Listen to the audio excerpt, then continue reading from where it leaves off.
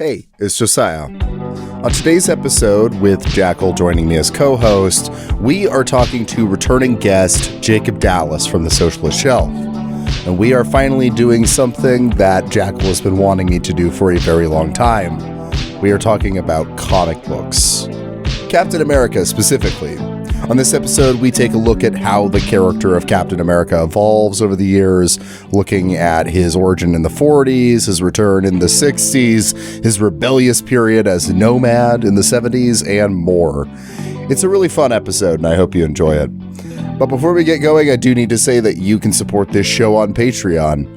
For a mere $3 a month, you get access to a whole back catalog of exclusive episodes, as well as 2 new ones each month. You also gain access to the Fruitless Discord, as well as the occasional deleted scene from a main feed episode. If you're not quite ready to support the show on Patreon, consider just leaving a review on Apple Podcasts. It helps out with the algorithm, and hey, I might read your review at the top of an episode. Alright, with all of that out of the way, let's get on with it. Let's talk about Captain America.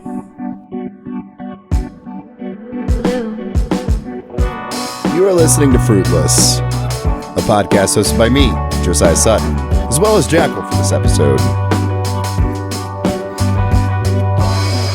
This is episode 71, From Patriot to Nomad, featuring Jacob Dallas, where we talk about the evolution of the character of Captain America. There's going to be a weird thing that happens to my mic right when I say hey and introduce the episode, and it won't happen again for the rest of the episode, so don't stop listening just because of what you're about to hear. Okay. You know, I'll start and say, hey, welcome to another exciting episode of Fruitless. Joining me as co-host today is Jackal. Hello, Jackal. Hi, hello. And you'll be hearing a lot... I should not be vaping while I talk. You'll be hearing a lot more Jackal here in the coming month here, because he'll be joining us as co-host for Horror Month. But until then, we are joined by special guests. You know him, you love him. It is Jacob from the Socialist Shelf. Hello. Let's go. I'm so ready to get patriotic today. As people who know my show know, I'm very patriotic. Okay, I actually had like one of the opening questions I wanted to just open up is like, I mean, not to have me label your politics, but I would be fair to say you are a Marxist-Leninist, correct? That's a pretty good estimation of it.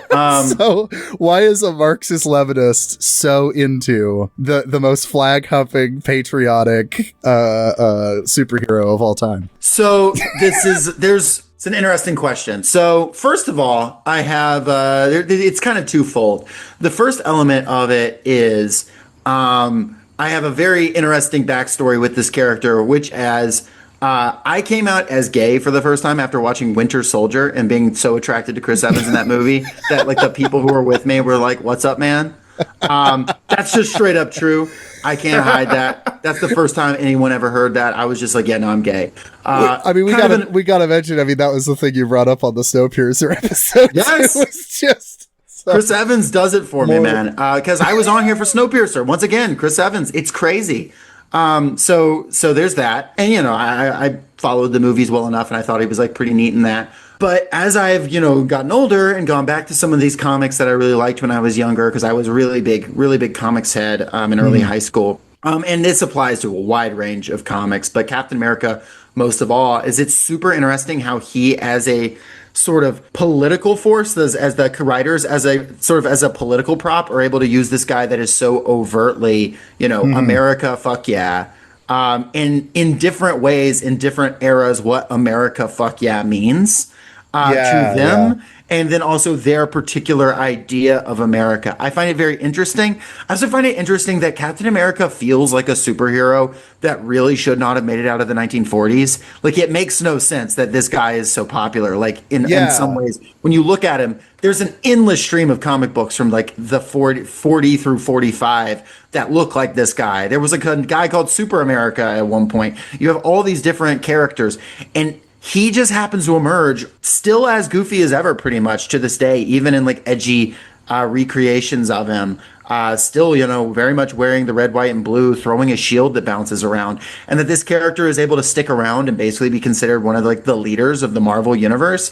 Very interesting to me, and I think it like says something about what comic book enjoyers are looking for, even in like when you get into grungy periods. So really interesting guy, and really like him how he's used as a prop, and got that personal anecdote there too. Yeah, and I mean, it is interesting how the character, because of coming out of the 40s, can kind of represent like a lot of left-wing writers I associate with like the 60s and 70s. Like I think of like Howard Zinn or something, right? As being really of this, where it's like they really bought into the American project of what it espoused in the 40s during the war, which was fighting fascism and fighting for freedom, liberty, and democracy for all, and they had a very, more socialist understanding of that at the time, and it just became increasingly disenfranchised with what this country actually is. Well, it's also interesting because like in the late 40s, they try to keep the Cap series going after the war and make him anti-Soviet thing, and the series stopped selling. They don't bring him back until he becomes the leader of the Avengers with the ICE retcon. Because like people didn't really care about anti-Soviet Cap. Now, don't get me wrong; he goes on to have plenty of anti-Soviet escapades in the late 20th century. But it is interesting that like the obsession of Captain America, and there was obsession. The first issue sold 1 million copies in 1941.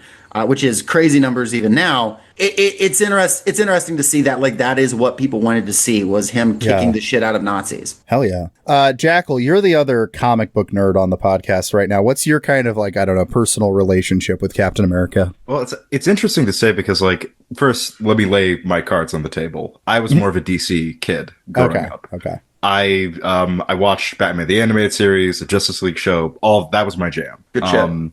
But I also did read and watch Marvel stuff, 'cause the little kid Spider-Man is like the thing that all little kids are obsessed with. Yes.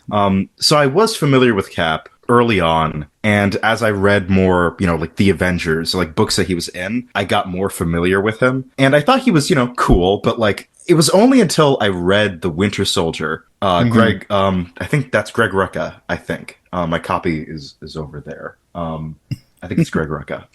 That was when I read that. That's kind of where I got. Oh, okay. He's like more than just that. There's like a deeper layer here. And then I read his other solo stuff, and you kind of really got something interesting about him. Is that as I also became more politically aware, I read Howard Zinn. As I grew up, like my conception of him grew up with me. He's kind of like the ideal New Dealer. Yeah. Yeah. Like he's this embodiment of the ideal greatest generation. Really, like he's not cynical. I think that's kind of what's interesting about him, is that he's so incredibly sincere. And versions of him that go to that cynicism become increasingly less compelling. And not just to people like, like me, you, and Jacob, but like to the wider general audience and then, comic audience. Like that isn't what people are really there for. They're there for the guy who really buys into it. I think it's probably the same reason why Superman was so, the recent Superman movie by James Gunn was so successful. Is like the idea of there's somebody that genuinely believes in this stuff is really compelling to people, and kind of always has been.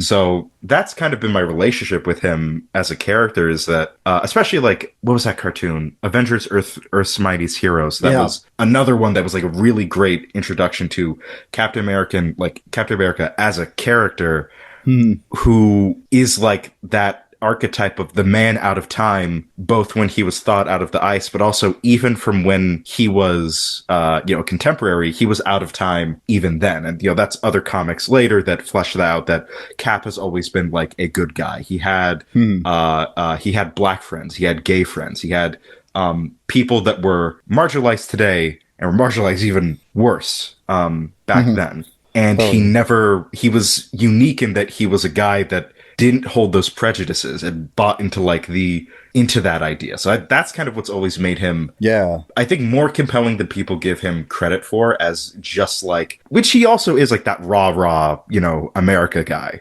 But there's like, it's complex, Yeah, absolutely. In the hands of a good writer, certainly it is. Yeah. Absolutely. Yeah, because there's a certain kind of like, with the thawing out of the ice starting in the 60s or whatever, it's this old image of liberalism coming to kind of judge the present and be like, Literally, what the fuck happened? What did you do? There's a panel from, I forget which comic it was, I should have written it down, but there's a panel from one of the various retcons that Marvel does to keep him current, where when he was thawed out of the ice, the first person he sees is this black woman doctor who's, reading his vitals. And at first they think, oh boy, he's about to say something really racist. Because he's just looking at her and she says, what are you looking at? It's like, no, nothing. It's just, this is really nice to see. So he's kind of always meant to be like, you see what, like he's always meant to be this, like, in the hands of a good writer, he's supposed to be this idealized form of New Deal liberalism who genuinely believes in it. Mm-hmm. Yeah. It's perfect. He can range, definitely. Yeah, you have moments where they try to make him more intense. We were talking off mic about like the Ultimate series and stuff like that. But he is also liked the most, and also, like, you look at the numbers, sells the best when he is this authentic representation. And even when he becomes doubtful of the American project or of what the United States is, it's not because he's like, oh, fuck this. It's like he's like, oh, it could be this and it isn't, and that makes me so sad. It's not living up to its own values. Yeah, he's like, I yearn for the flag. Like, it's a little dramatic, but also you can like imagine a guy like that. In fact, I think you meet a lot of guys like that. Yeah. I mean, there are not many left, but I remember when I was young, I knew a couple World War II veterans, and they would, not quite this way, but they had a sort of thing like that. I knew one guy who was pro, he was in World War II, and he's just talked about, like, I don't even know what I'm looking at anymore. And he didn't even really mean it in a conservative way. He meant it kind of in a, like, are we the bad guys way. There's certainly people who take it the other direction. I don't know. I find it very interesting, and there's something charming about it, but there's also something incredibly dangerous about it because of what American patriotism often actually is historically. Yeah.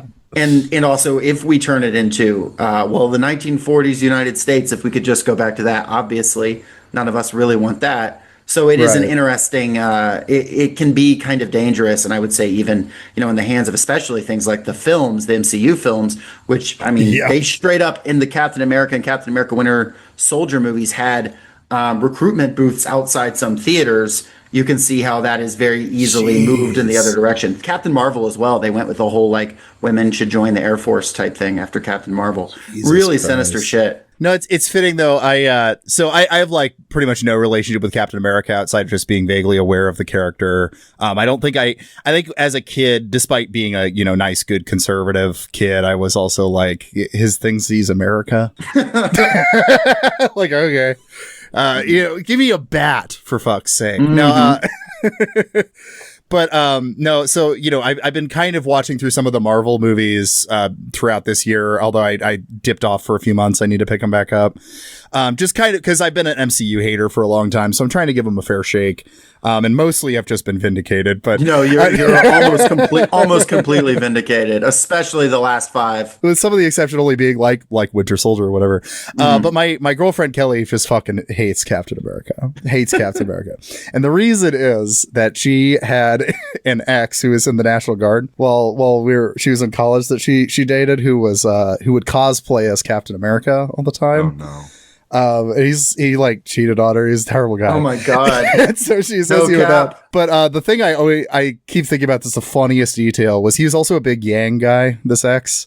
And so he like went to some sort of Democrat convention with like a Yang sticker on his shield, cosplayed as Captain America. Incredible. And Joe Biden took a picture with him. He wanted a picture with him. So they got a picture with him. And he's holding the sign, and they didn't realize there was a Yang 2020 sticker on the shield. And so after the picture's taken, the smile goes off Biden's face, and he goes, edit that. Edit it out. That's awesome. Truly fascinating. Yeah, I honestly, we have one of these comics that we had today was he's considering running for president, and it is very like not left, not right, Forward. Forward. Does seem like something he would say in that very comic. Yeah, unfortunately, Captain America does kind of seem like a Yang guy. Captain America seems like a guy who says, why can't the president be a Democrat and the vice president be a Republican? Yeah, he's that Sorkin op-ed about how, what would be the most moving thing right now is we gave the nomination to Mitt Romney. Yeah. Depending on the incarnation, maybe Nomad. Yes. Maybe Nomad's ready to burn it down, I think so. Nomad's depending the on if you're talking contemporaneous runs, the current Ultimate run, that Cap would probably not be a Yang guy. I'm gonna say.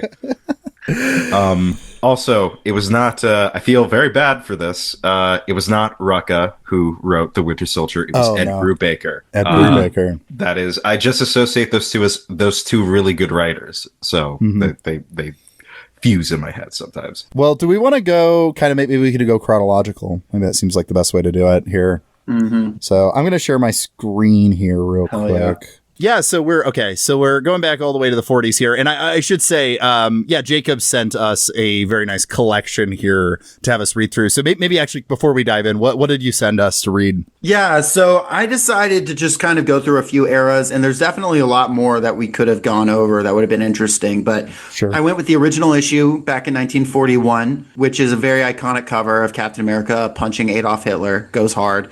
This Classic. Is before we've even entered the war. And Jack Kirby was like, drop me into Berlin. I'll take him. Really. And then, the series burns out through the 40s after the war, as I mentioned. So Cap gets brought back in 1963 with his new origin of he's thawed out in the ice. So that would be Avengers issue 4, the original Avengers run. 1969, then Captain America is now been basically brought back. So it's going to be issues 117, 118, and 119, which is the introduction of the Falcon. By then, in 1974, we have the Secret Empire arc, 169 through 176. At this point, the series is called Captain America and the Falcon. And then also another bit about the Nomad in Captain America issue 180. 1980, I have Captain America issue 250, Cap for President, fun little standalone. And then the Winter Soldier arc from 2005, which is the new Cap series called Cap Volume 5, 8 and 9, and 11 through 14. You could really even expand that series, but that's what's serialized as Winter Soldier. Definitely would have been cool to get into Civil War or to get into, the Ultimates kind of sucks, but it's interesting. There's definitely a lot of different directions you can take that, but that's already was a lot to ask anybody to read. So that's what we're working with. People want to look into it. You can find them all online pretty easily. Well, let's dive into that original issue here. But we got a perfect cover here of Captain America punching Hitler. Iconic. Just iconic. So I do kind of like that Captain America takes a second before actually arriving in this. I was kind of surprised by that. It's a lot more about what's going on with the war or whatever before he shows up. Yeah, Jack Kirby actually says he felt like the origin story was the weakest part of Captain America, and that they did more with it later on. You even see in Winter Soldier and stuff like that. They're doing flashbacks to flesh this story out, because they really do just be he's just some guy. He couldn't get into the military. Give him a shot. Now he's cool. Let's go. 1941, you only have so many pages. The Depression's on. They're like, you have this much ink. Get it done. No spare space. Yeah, and we have the detail right of what the scientist that gives him the drugs or whatever, he's going to make a punch of these super soldiers and then get shot immediately. So it's like Captain America is the only one. Then does Bucky just gets introduced at the last second on this, right? He's just some guy. It's so funny when you go to the Winter Soldier with how much intense emotional stuff they do with Bucky, and his original origin is just some kid showing up and he's like, well, you've seen my face, so now you're my companion. It's really weird that they decided to have the secret identity thing, which they've just completely dropped in other versions and retcons. No, everybody knows that Steve Rogers and Captain America are one and the same, but no, in the original comic, they really stress you can't see them. Even though if you look at Steve Rogers and you look at Captain America, it's that's him, the giant blue-eyed blonde guy. I think he's also that giant blue-eyed guy. I guess I can't see his hair, but he kind of looks like him. And then who's this child whose face looks like a doll? He's just got a strip of cloth over it. This little cherub following him around. What I like too is the first comic is so dramatic. I mean, Jack Kirby, I pulled a quote from him where he says on the original, them thinking of the concept is, quote, "It was a time of deep passion. Hitler was grabbing all of Europe. We had Nazis in America, Nazis holding mass meetings in Madison Square Garden. Captain America was created in that atmosphere. He was a natural outgrowth of the passionate mood of the country."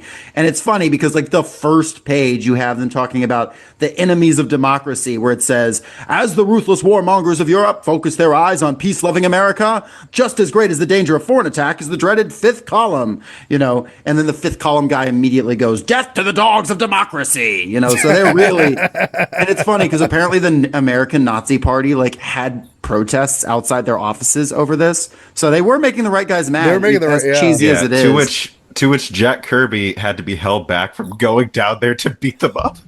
That's so funny. But it is really cheesy, don't get me wrong. Sure, it is. Well, it's interesting. The 1941 stuff is so distinctly like, and I say this lovingly, it is war propaganda. Oh yeah, this is war propaganda. And I think it is kind of interesting because the Captain America as a character in the 40s feels so slapdash in a certain way, because it's like, you know, like the him having to wear the mask or whatever, right? That's just because all the other superheroes have that going on, right? Basically, is that basically it? This is following the trend. That's why Bucky's there. So this is he's the Robin. This is after Robin gets introduced. Sidekicks are huge. Superman is introduced. The first superhero is introduced, that it causes a shockwave in the nascent comic book industry. Superheroes are a thing, and people love reading them. So you want as many superheroes as possible. And then Batman comes to the scene, and he causes this other shockwave. Oh, now we need all these the costumes gotta like add some other stuff to it. You can cover the face, you can do other stuff with it. And then, okay, Batman's getting his own solo series. Kids really like comics, so let's have a kid with Batman. That's Robin, and that's huge. So that's kind of the Cap at this point is kind of just exists because of a trend. Yeah, he seems replacement level at this point, and that'll change. But it's just like, yeah, okay, we need a guy that's the case for going to war, case for going, you know, joining World War II character. And so he's going to match all of the kind of like stuff we've set up of what a superhero is. He's going to have his Robin, he's going to have his mask or whatever.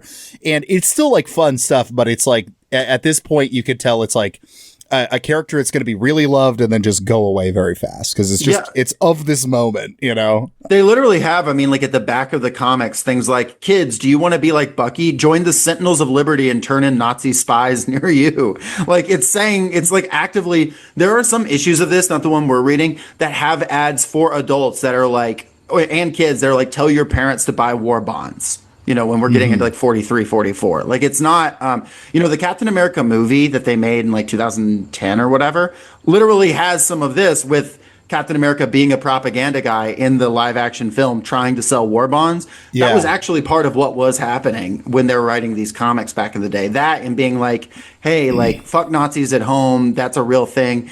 And, you know, it's actually kind of seems a little silly, and obviously the plots are goofy, like a guy that's predicting the future, basically telling on himself when he's going to blow up like a military base is an arc. But at the same time, there were Nazi fifth columnists. Like Madison Square Garden was packed to the brim with open Hitler supporters, like not around this time. So I mean, you can understand why that was a threat. The concern is not coming from nowhere, and you know, it should go without saying, but I don't think we've given like any biographical details about Simon and Kirby. Yeah. They're both Jewish. Yes. Yeah. Yeah. This is a very real existential threat, like in the United States, is that there's open Hitler support through, and it's not going away. And you have Nazi Germany doing what it's doing in Europe. Like it's in that vacuum, that like very oppressive vacuum. It's no surprise that in that context, something like, you know, Superman came and then Captain America came. Yeah. And I mean, yeah, like you were saying, yeah, this is not, out of place for this time. Cause I mean, I did the episode on, the Buckley biography a couple months ago here. And it's like, where was Buckley at this current moment? He's at the Lindbergh rallies that we're describing here. This is where, like, this was a genuine battle at the time. And so they weren't just doing, I guess, maybe state propaganda necessarily. They were also endorsing a position of what the state ought to do. It wasn't a given then. The superheroes were at war before the United States was. Yeah. And it's not just Captain America exclusive. Like, Batman was fighting Nazis before we officially went to war. Which, again, it's not surprising because a lot of these guys did feel that way. Yeah. That this was like an existential threat that had to be confronted instead of, like the isolationism that was, in all honesty, was just tacit Nazi support. Yeah, absolutely. Okay, the other thing from this issue, because unless there's a bunch of stuff you guys specifically want to talk about with the I did write down notes. Okay, quick. Yeah, go for it. They're quick, and I a lot of it had to do with that. I love the faces in this. They're so funny. Oh, they're so good. They're so good. Every face and every character makes in this, from Steve to Bucky to the various Nazis, are so bizarre. Sometimes you have a face, they're pulling off a face to reveal they're younger. Sometimes you have a face and it's a red face and you're pulling it off. There's so much happening with faces. No, I love this art. It's so bizarre and weird and colorful, and like they are doing the most with what they've got, bizarre and strange as it is. I don't know that you ever see Captain America be even like once physically challenged at any moment in this entire At no point entire he is thing. at any disadvantage. There's a big Nazi. For audio listeners, there is in the book there is a imagine you've seen an Indiana Jones movie. I'm assuming at some point. There's a big Nazi. His name is Herr Strangler. That guy's awesome. And you think, oh boy, Cap's gonna really get into it. No, he doesn't. He just beats him up. Easy. He punches him in the face and little Tweety birds appear. It's like, all right, that's him settled. Let me go find Bucky. Mm-hmm. Yeah, this is that era. I mean, from what I've got, this era of comics is kind of like this, right? Because it's like, at the time, people are so enamored with the concept of the superhero, they don't like need the struggle as much. They just love a guy coming in and cleaning up, We see Red Skull in this, but there's no indication that he's going to be Steve's arch nemesis. He's going to be like this embodiment of Nazism that is following him from the 40s all the way to the current day. He's just a guy. And that is indicative of, at this time, a lot of these superheroes did not have regular villains that they fought. They just had bad guys. Yeah, I mean, Batman, even at this time, Joker shows up as like a one-off villain that dies, I believe, at the end of the comic in like the first 20 Batman issues. And then they're like, wait, we were kind of cooking with that, bring him back. And that's the same thing what happens with Red Skull. I think if I remember correctly, in like Captain America issue 30, they're like, there was a real Red Skull that's actually out there, is like what they do, versus this one that was like the fake Red Skull. But it is very much, they are like going by the seat of the pants. They're coming up with stuff that seems cool. They're throwing villains at you, like machine gunning. And one thing they did at this time was they really were listening to fan feedback. Like they were getting letters and reading them. They were responding to letters very often in these comics. Not this one, because this is the first issue. But as you go forward, and even when you're looking at the 60s and 70s comics, if you flip to the end, it'll have like fan polls on like what villains they should bring back and stuff. There's a fun one from one of these issues that we read from the 60s. Where it was like, we polled if y'all would be interested in a story on how Captain America got his shield. Most of you said you didn't care, so we're not going to do that. It's like, just a lot of fun, like different stuff like that. So there's a lot of give and take. They're just kind of like, yeah, like throw stuff at the wall, see what happens. Just a more sensible era of comic book fan, I figure, in the 60s, because now the Marvel fans would be like, well, I would love an origin story for the Shield. I want a movie about the Shield. Speaking of which, eventually they do tell you the origin of the Shield. Yes, they do that. But Speaking of which, his shield just changes to be a circle in the third issue. They don't explain it. Not in this one we read, but the reason it changes is it's actually Stan Lee's writing debut. He writes one of the prose sections. It's not a comic. It's like sometimes at the back of them, they'll have like 5 pages that are just a like short story. And Stan Lee was like, wouldn't it be sick if this thing could ricochet? So he wrote that in. It was his first thing he ever did, like his first like paid published work. And they're like, wait, this is sick. And it just became a circle. And that's why. That's cool. You could just do that. That's cool. Yeah, because it's this. Yeah, it's like the more pointy, shieldy shape in this first comic here. And later on, they retcon it to be, oh no, see, he originally had that shield, but then later on, he gets the vibranium shield that actually, does all the cool stuff that you want it to do. All right. Any other notes about the 40s here? We mentioned Red Skull. That's probably important because he will come back forever. Yeah, he's a villain that eventually it becomes that he's like an original failed prototype of the super soldier serum. So he's like fucked up, but he can fight Captain America. Though there's also versions of him that's just a mask. I will note, since I mentioned Joker earlier and Red Skull, there is I think it's from the 90s, a Marvel DC crossover non-canon comic where Joker and Red Skull team up until Joker finds out Red Skull is serious about being a Nazi and turns on him and he says, "I'm a villain, but I'm an American villain." Fuck yeah. That is one of the funniest kind of Joker moments. Is like, no, Joker's legitimately upset that I've been dealing with an actual Nazi. It's not just a gimmick. Yeah, Joker had the experience many punks in the 70s and 80s had. Oh, that's not ironic. I thought you were being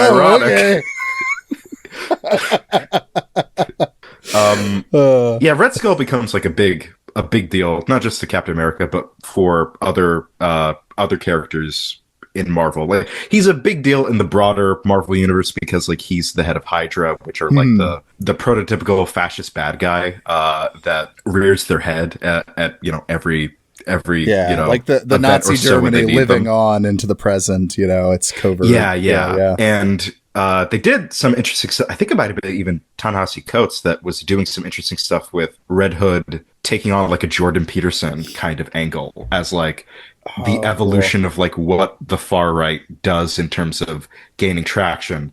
I think there was even he kind of had something that his followers were skinheads. So Red Skull himself has an interesting history of an evolution of how the far right looks. Yeah, and that's the kind of shit I like out of because we mentioned the new Superman movie. That's one of the first superhero movies I've enjoyed in a while, and part of it I think is because its willingness to both be goofy and lean into the kind of old aesthetics of comics on some level, but it also reimagines stuff. Of course, Lex Luthor's going to be a shithead tech bro. Yes, in a modern iteration, of course, it makes perfect sense. Well, it's what's also interesting about Red Skull is he's obsessively chasing.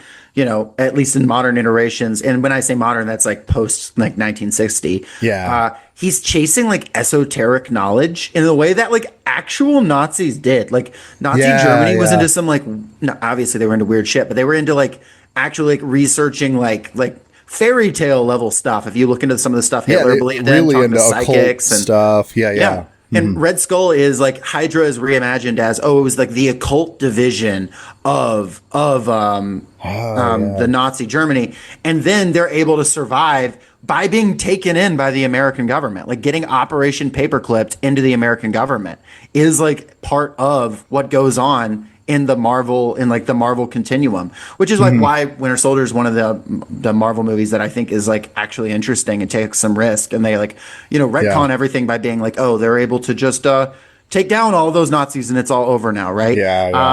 Would have been more interesting, but Red Skull is also this sort of esoteric guy that's chasing dark knowledge. He'd be a Curtis Yarvin guy for sure. Yeah.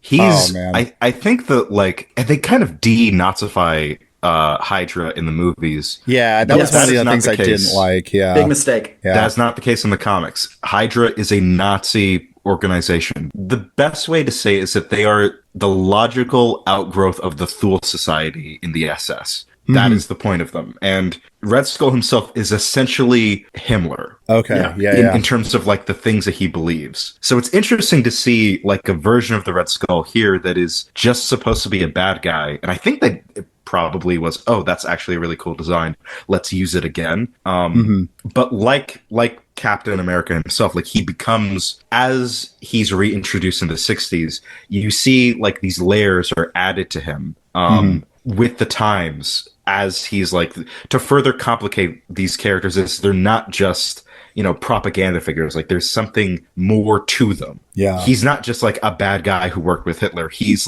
probably the most true believer Nazi that's ever existed who buys into everything. He believes in the root races. He believes in the wildest parts of like Nazi myth. That's who Red Skull is. And one thing he's constantly pursuing and sometimes getting is the cosmic cube, which is a whole thing that we don't have to talk about all the details of, but it's basically a reality warping mechanism. And he's obsessed with the cosmic cube. Why? Well, power generally, but also he wants to warp reality into the reality that he sees, right? Because the world actually very clearly does not follow the laws that the Nazis believe that they do. Like the fundamental ideas that their enemies are, are subhuman, the fundamental ideas of the way power works, the way leadership works, the way history moves. So what does he need to pursue? Something that literally changes the rules of the way reality works, because that's the only way he can actually have his perfect like Nazi regime, is if like the math is different.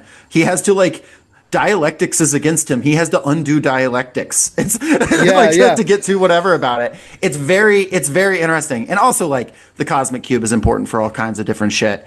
But like in including in the next sort of series we read here. But it's very interesting that he's constantly pursuing it, and that's what makes him such a global threat. Because fist to fist, he's going to lose to Hulk every time. But if he gets that esoteric knowledge and he can turn Hulk into reality, a butterfly or whatever the fuck, then he can do anything. That's a really interesting component I hadn't thought about. Is it kind of is fascism is like like Walter Rodney's idea, like description of fascism and how Europe underdeveloped Africa, is that it's fascism is when, the racial ideologies that get developed in order to justify capital, justify the hierarchies that exist, when they start to believe in them so much that they're like willing to dispose of the capitalism, they're more invested in the ideology and the race in that stuff. And so I kind of think that like fits that description, right? Where it's like, he's believed so much in the fantasy that justified capital that now he's trying to change material reality to fit the fantasy. Bad guy, I'd say. Yeah, I don't know if you were paying attention to the intro pages, but this is also drawn by Jack Kirby. That's cool. It's interesting seeing like the artistic development, because I think Jack Kirby, how old was he when he did? I think he might have been in his early 20s. At what, during the 40s ones or the? Yeah, during the 40s ones. Well, that looks about right. Yeah, he was in his early 20s, and by his reintroduction to the 60s, he's like, Jack Kirby has like a wife and kids. So you see like how artistically he's developed. Like, this is the Jack Kirby that I know is this art. That's what I know him from. Well, let's dive into the 60s stuff here. So, okay, we've got a bit of a gap here from the stuff we read for 1941, and now we jump to 1963. So, comic book nerds, tell me what's happened in comics in the like 2 decades. Like, what's changed? A lot of bad stuff. So there was a book written by a guy called Seduction of the Innocent, and that led to the creation of. There's a whole Senate subcommittee about juvenile delinquency, and does comics cause juvenile delinquency? An example is, think about the hysteria around video games during the 90s. That's basically, and I guess happening now again, because time is a flat circle and we live in hell. Yeah, it's almost identical. Yeah, it's essentially the same thing of there's this new artistic medium that's come up. Kids really like it, and there is sort of this growing thought of, is it art? But there's also kind of extremes happening, or at least perceived to be happening. Some of the horror comic stuff was kind of extreme for children to be reading, I'm not going to lie to you. But that's kind of, you have this sort of moral hysteria form. It's a moral panic around comic books. And there's this fear that there's going to be official state censorship coming down on comic books from the government. So a number of publishers are like... They Hays coded themselves. Yeah. Gotcha. Yes. Okay. Got it. It's directly modeled off of the Hays Code, the Comics Code Authority. CCA. Yep. And that, if you go to the cover of Avengers #1, instead of the first page, you'll see it. There's a little stamp on the upper right-hand corner, approved by the Comics Code Authority. That is no newsstand, because that's what comics were being sold on at the time, was newsstands. There weren't comic book stores, and these certainly were not being sold in bookstores.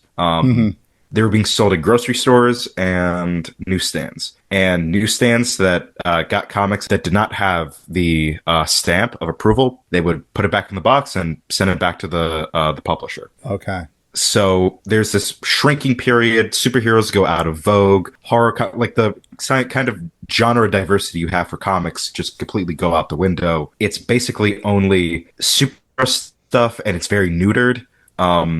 This is where a lot of the wacky covers and panels that people meme online now, that's where it comes from, because that's kind of the only thing that you were able to write about. You weren't allowed to have the villain win. You weren't allowed to show werewolves or vampires or any of that stuff. People essentially couldn't die. If they died, it had to be obfuscated behind like 7 layers. Sex, obviously.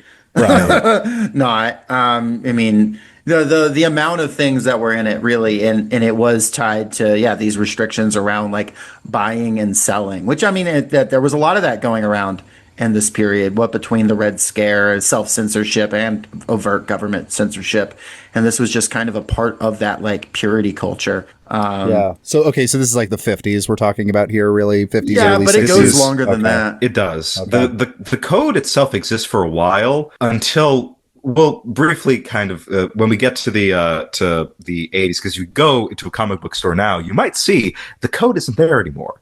Yeah. Well, I mean, I can tell. I mean, without getting into it, when we get to the the Winter Soldier stuff, I got like whiplash from the tone. It's so different. Yeah.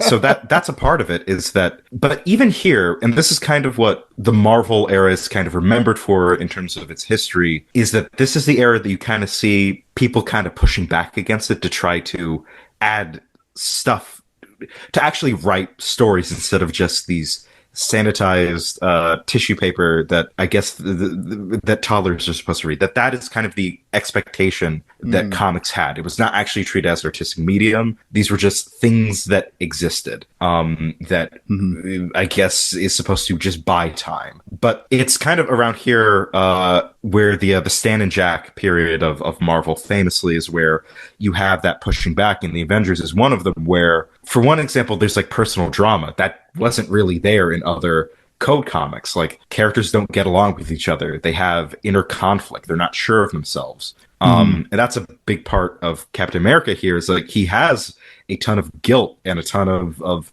personal drama and self-doubt that just kind of wasn't there in other comics. Yeah. I had a friend since passed who was a comic books writer who did a number of different stuff for Marvel. And I once asked him, when did this period end? And people have different stuff, but he liked to cite the end of the Comic Code Authority, even if it theoretically still existed, was the comic The Night Gwen Stacy Died, where they just straight up off Gwen Stacy on screen with the sound crack. Sound effect. Jeez, the Jerry Conway, I think, wrote that one. That's the I don't know, the gunning down at the end of Bonnie and Clyde for it's very like that. It's literally her falling, and there's the crack, and it's a whole panel of her dead, and it's just like it still exists, but they've managed it. And there's a lot of subtlety there. Someone who's a big comics fan could get into the weeds, but this whole period through the 60s is this march, this pushback, both. And censors giving ground and people figuring out what gets around the censors versus what the censors are just not going to crack down on the same way they would in the late 50s. Just, it depends. Yeah. But you do still see it, though, whereas, like, well, the bad guy's got to turn you to stone. He can't shoot you with the laser gun that's going to cut you in pieces or whatever.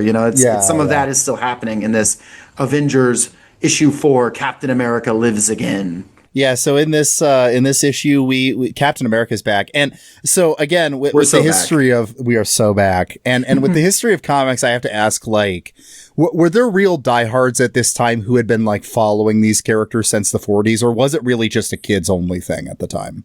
Oh yeah.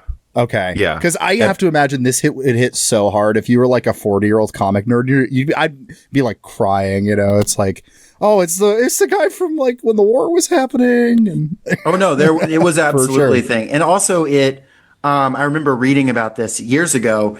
And I had this big Marvel Comics anthology thing somewhere. I think I maybe gave it to a friend. but there were people who got back into comics and bought this issue because they saw the cover, Captain America Lives Again. They were like, oh shit, they said it, we're so back. Was like how a lot of, yeah. And like, so that was also part of it. And that's, I mean, surely why they brought him back was like, hey, we're doing this big thing. Like, let's keep on pitching fastballs and see what we can get away with. And yeah, so this was also just a big deal in general. In fact, I think it says somewhere in this comic, you may want to save this issue because this is going to be a big one at one point. I took note of that. Yeah, like, yeah. I love the self-confidence. They're just like, oh no, this one's going to be, and it is true. This would sell for you with many thousands of dollars if you wanted to buy a first issue of this one these days. Yeah, we have, editor's note. We sincerely suggest you save this issue. We feel you will treasure it in time to come, and I am certain they were fucking right. Yeah, like, usually when you have, comments like that, you're like, all right, sure, buddy, okay. And it usually doesn't work out. It's like but some forgotten hero. It's Blue Man. I don't know. Look, you're going to really want to keep this Bullet Man. You're going to want to bag and board this and put it in a vacuum-sealed vault. It's going to be so valuable. Yeah, when the MCU cracks the glass on that one, desperately trying to find a new hero, you'll be happy you still have this. I mean, I'm really desperate for, at the end of Captain America issue 1, they had this random jungle guy that swings from vines named Tuck. I can't wait till the MCU finally introduced beloved character Tuck. We've all wanted to see him. We're clamoring for him at every post-credit scene. To give you an idea about comic fandom at this point, the first Comic-Con happens the year after this. Oh, wow. Okay. And this fanzines is really had when existed. Things explode. Yeah, okay. But fanzines had existed since basically, technically before, with newspaper comics, fanzines about them existed. And fanzines about, there were fanzines about Batman, about Superman, about Captain America, about, all of the major, they did exist. But it's kind of during this period where you see a little bit more of, a mainstreaming. Obviously, not to the extent of today where superheroes are, the mainstream. But there was kind of, this more openness of being a fan of these characters was less seen as, well, what's wrong with you? Versus, okay, yeah, I've read Captain America back in the day. I kind of remember that. It's kind of cool. Yeah. We're rapidly approaching Spider-Man lunchbox territory. We're not there yet, but we are sprinting for it. On the way. Okay, with this we've got this bad guy, the Submariner, Namor the Submariner. He's like Aquaman if he was meaner. The bad deal. He's Namor is a jerk. There's a whole bunch of stuff about Namor that we're not going to get into. He's technically kind of an anti-hero. He's also a mutant. He was retroactively made a mutant from the X-Men. Okay, so X-Men are going to be important in this. When did they get introduced? Where is that in the timeline? Oh, man. Okay, you're going to have to cut this out, Josiah. I'm going to get a timeline for this. Hold on. Yeah, let's just find it. Okay, I fucking hate how hard it is to Google anything Marvel related because sucks. Well, I mean, for one, because Google sucks, but also because everything's MCU first. You have to scroll down before you get to comic stuff. Oh, it's earlier than I thought. It's 1963. Oh, so it's around the same time. X-Men 1, Stan Lee and Jack Kirby. Okay, 63. But it was canceled in 1970, and then it was revived in 75. Under Chris Claremont, which is where they'll come back with the Secret Empire stuff. That is the version of the X-Men that is Chris Claremont's X-Men. That is that's the one that everyone knows. The original version, I mean, Cyclops and those characters are still there, but they're not the same version. No. I got to say about Namor, my one big connection between him and Captain America, besides him being sort of the villain they're fighting when they find Captain America frozen in an ice block, is I was very active back in the day on, this is so random, but I was very active back in late high school on Quora. Quora used to be a little bit more, I don't know. They had actual moderation and shit. I think they got sold. I have no idea what happened. But there was a big comics community on there, and a lot of people would do power ranking, who would win in a fight, whatever. And the panel constantly cited was a 1998 panel where Cap managed to one hit Namor, which is insane, by the way, if you know anything about power levels. But Cap diehards would constantly when someone would say Cap wouldn't win that fight, they would post that image and be like, cope. The replies, it was really fucking obnoxious. It's so annoying. You see, I don't like Namor, so I'm fine with that. It's beautiful. I'm fine with Namor losing to Captain America, which, okay, he should not, because Namor is like significantly stronger than him. However, I don't care. Man. He's so whiny. When he shows, I understand we're in the middle of his arc probably when I'm getting thrown in here, but I'm just shut up. You like him less if you know the whole arc. He doesn't change. He's still the same. Like, this characterization of him here, it's basically the same thing. He's just this self-entitled, incredibly arrogant guy who doesn't even really like thinking of himself as a mutant, because I know I'm the king of Atlantis. I'm separate from even the mutants. I'm better than everything. Shut up, dude.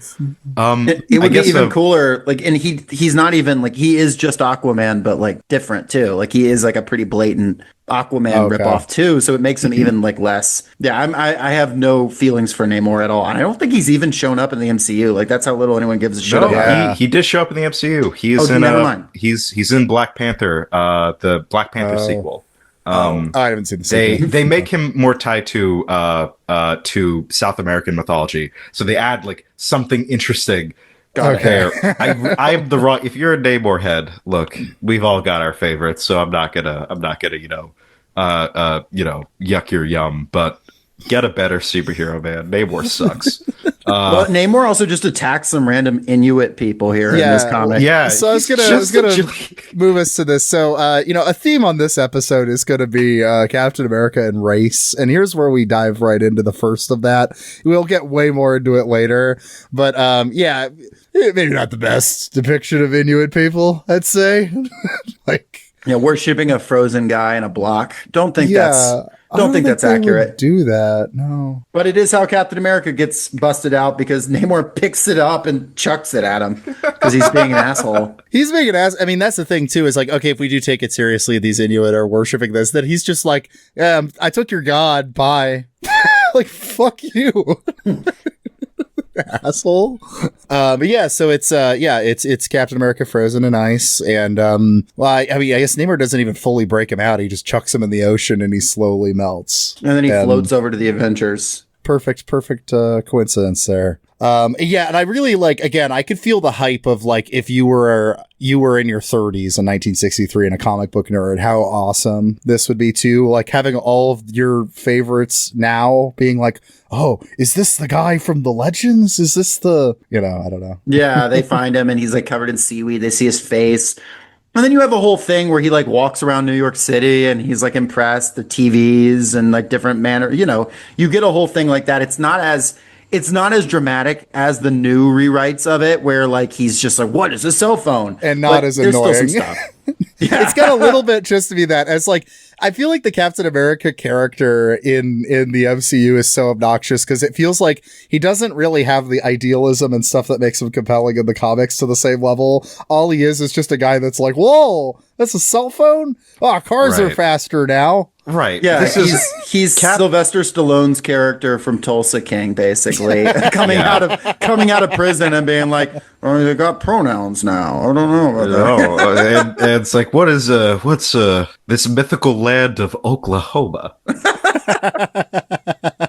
Like, the man out of time thing is supposed to be when he's introduced. He gets acclimatized to technology. It's not supposed to just be his governing character. It's like, what's a cell phone? Super far in the MCU, but I don't think they ever get rid of it. He's just always being like, oh, what's that?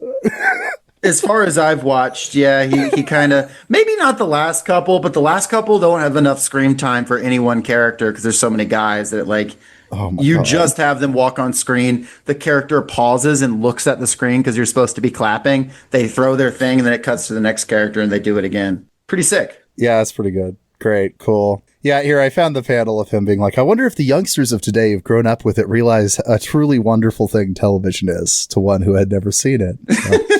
That's wonderful. I was laughing in my head imagining a modern day him doing the same spiel but discovering internet pornography. I thought that was pretty funny. I believe they are doing that right now. That has to happen, right? I think that is there, because there's a current Captain America comic coming out by Chip Zdarsky that is this. It's about this. It's like, and I think it's this would have been happened now. Yeah, if it happened, well, I think it's supposed to happen like in the early 2000s. So it's Cap seeing the Iraq War going, I don't like this. This does not feel like the kind of war that I was doing. Yeah. I don't like this. Well, hopefully they do that. It's interesting how we're getting the man out of time thing, but they quickly just kind of pass over because that's not the point. The point is Captain America is back and he misses Bucky because Bucky died, supposedly. Let's come back to that later. We'll come back to that later, yeah. For all intents and purposes, for a long time, he died. He's sad about it because he feels like he's at fault for it, and part of this is like Cap feeling that guilt that he's responsible for Bucky being dead and trying to find like a purpose after everything that he's known is gone, is him trying to find that purpose.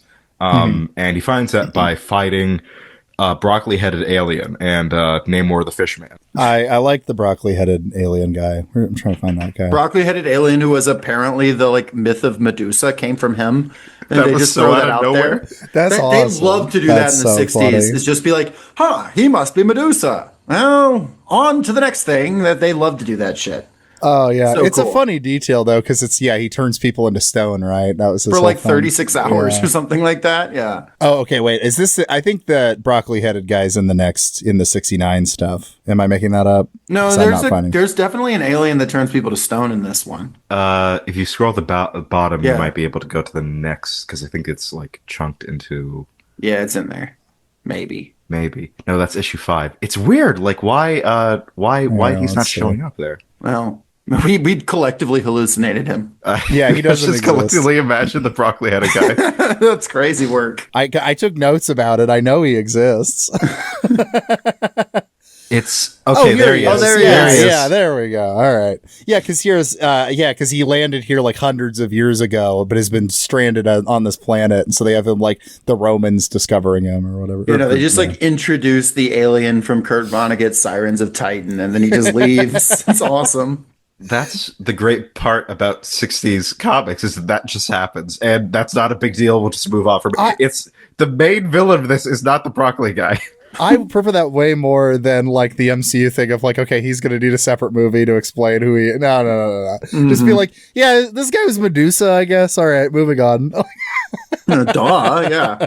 Oh. But yeah, so Cap is back. He helps out the boys and girls in the Avengers, or I think just girl one at this time. Who is useless. Like at this time, we've got we've got this fantastic line where she shows up after the fight and they're like, where the fuck were you? And she says, I was doing what any girl would in a moment of crisis. Powdering my nose, of course, which is some real 1963 women be shopping. This is a trend that you find with a lot of Stan Lee's work, is that the women in Stan Lee's work don't do a lot.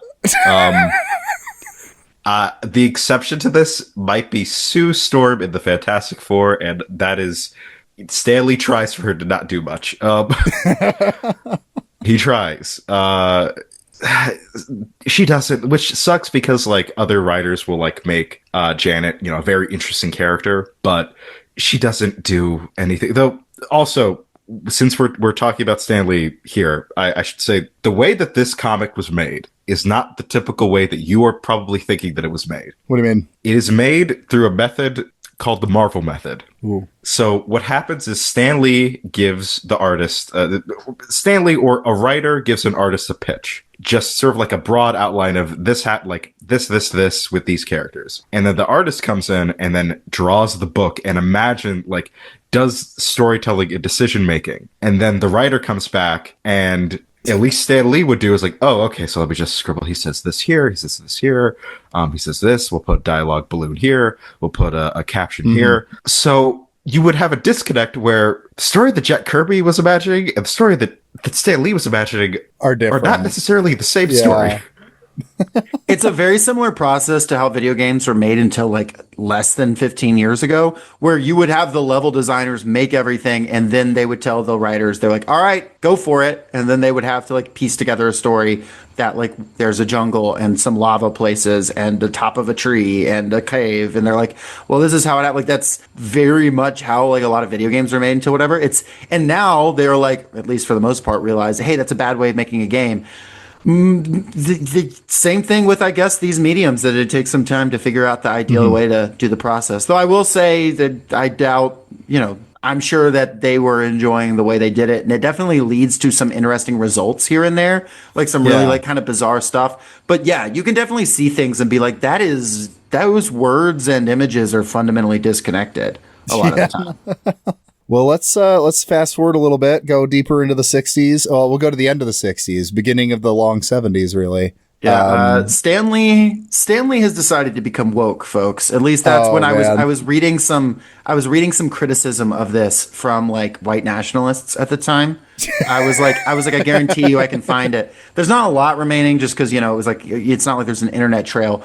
But yeah, no, there were like articles being written, people being like, they didn't use the word woke or PC. This was pre that too, right, but they were just like, Marvel has betrayed traditional values and is trying to force. They were trying to force liberalism or whatever, which is like they would call it woke now. It's because they introduce a black character. Not even a particularly well written black character for the most part. No, he gets better as it goes for sure. But he ends up being really fucking cool. But people were mad about this, a lot of them, which. Stan Lee did revel in, to his credit. They loved making people mad. Some of these artists, none more than Jack Kirby, but anyway. There's an anecdote that I'll give for, it's older than this, but EC Comics, when they would because they would do something called Preachies, where they are like directly talking about like racism or prejudice, and they would get hate mail, and they would just read it in the office laughing. So they're like, this is a kind of a sentiment for a lot of people. Like, I wish that we kind of brought this backbone back, for some people to revel in, like, yeah, you're making the right people angry. Yes. Yeah. I mean, well, frankly, I think maybe if there is anybody still doing that, at least with the movie stuff, it probably is James Gunn. Yeah. I don't know. Yeah, he seems to. I haven't watched tonight's episode of Peacemaker, but it seems that he might be on the Nazi planet. So this seems to be a common trend for him. Yeah. I mean, he seems to have okay-ish politics, and he's pretty clear about them in his stuff. And, it's funny because people act like this is comic book stuff being made woke, rather than it's a return to form. Actually, yeah, they've always been, folks. I'm sorry to tell you, but it may have aged in bad ways, but comics have kind of always been woke. Fuck. Yeah. They got us again. Such a case in point here, where so Red Skull insane plot. Like, we're introducing a major character. Let's definitely have a body switching situation. This Sorry to interrupt you, but it's insane. Actually, would you like to describe what happens? Because I should have kept my mouth shut. Red Skull and Captain America were in a fight. Red Skull has the Cosmic Cube. Captain America's trying to stop him. This is actually a slightly depowered version of the Cosmic Cube. It can't fully transform reality, but it has reality warping properties. And in this fight, their bodies get switched. Captain America is now in Red Skull's body and vice versa. So Red Skull is bopping around New York in Captain America's body, being like, bow down mortals, as people are like taking pictures of him, and he's being just like generally an asshole. Whereas Captain America is now on an island fighting against like Red Skull's like minions, and also, some other just folks that are causing problems, where he runs into this guy, Sam Wilson, who is a guy that's living there, but he's from Harlem, where in Harlem he learned to train falcons. He has one falcon in particular called Red Wing that he's close with. And Captain America is like, say, you're really good at fighting, and also with that falcon, you should become a superhero. And he's like, that's crazy work. And they're like, no, he's like, no, that would be great. You could be the Falcon. And he's like, okay. And they team up and they kick the shit out of Red Skull. He gets his body back, and now we're Captain America and the Falcon. We're teamed up. And also notably, Sam Wilson through this arc doesn't know till the end the guy he's talking to is actually Steve Rogers, Captain America, because of the whole body switch situation. And that's the general gist of this arc. But it's, for some reason, MODOK is involved, and I don't know how or why, nor is it very important to what we're discussing. There's a lot of shit going on. All you need to know is that he depowers the cube, so it isn't, by the end of the arc, even this depowered cube gets shut down. So Red Skull is taken out of the plot. His powers are taken away, and he disappears, and he'll come back again at some point. But hey, you've got Falcon.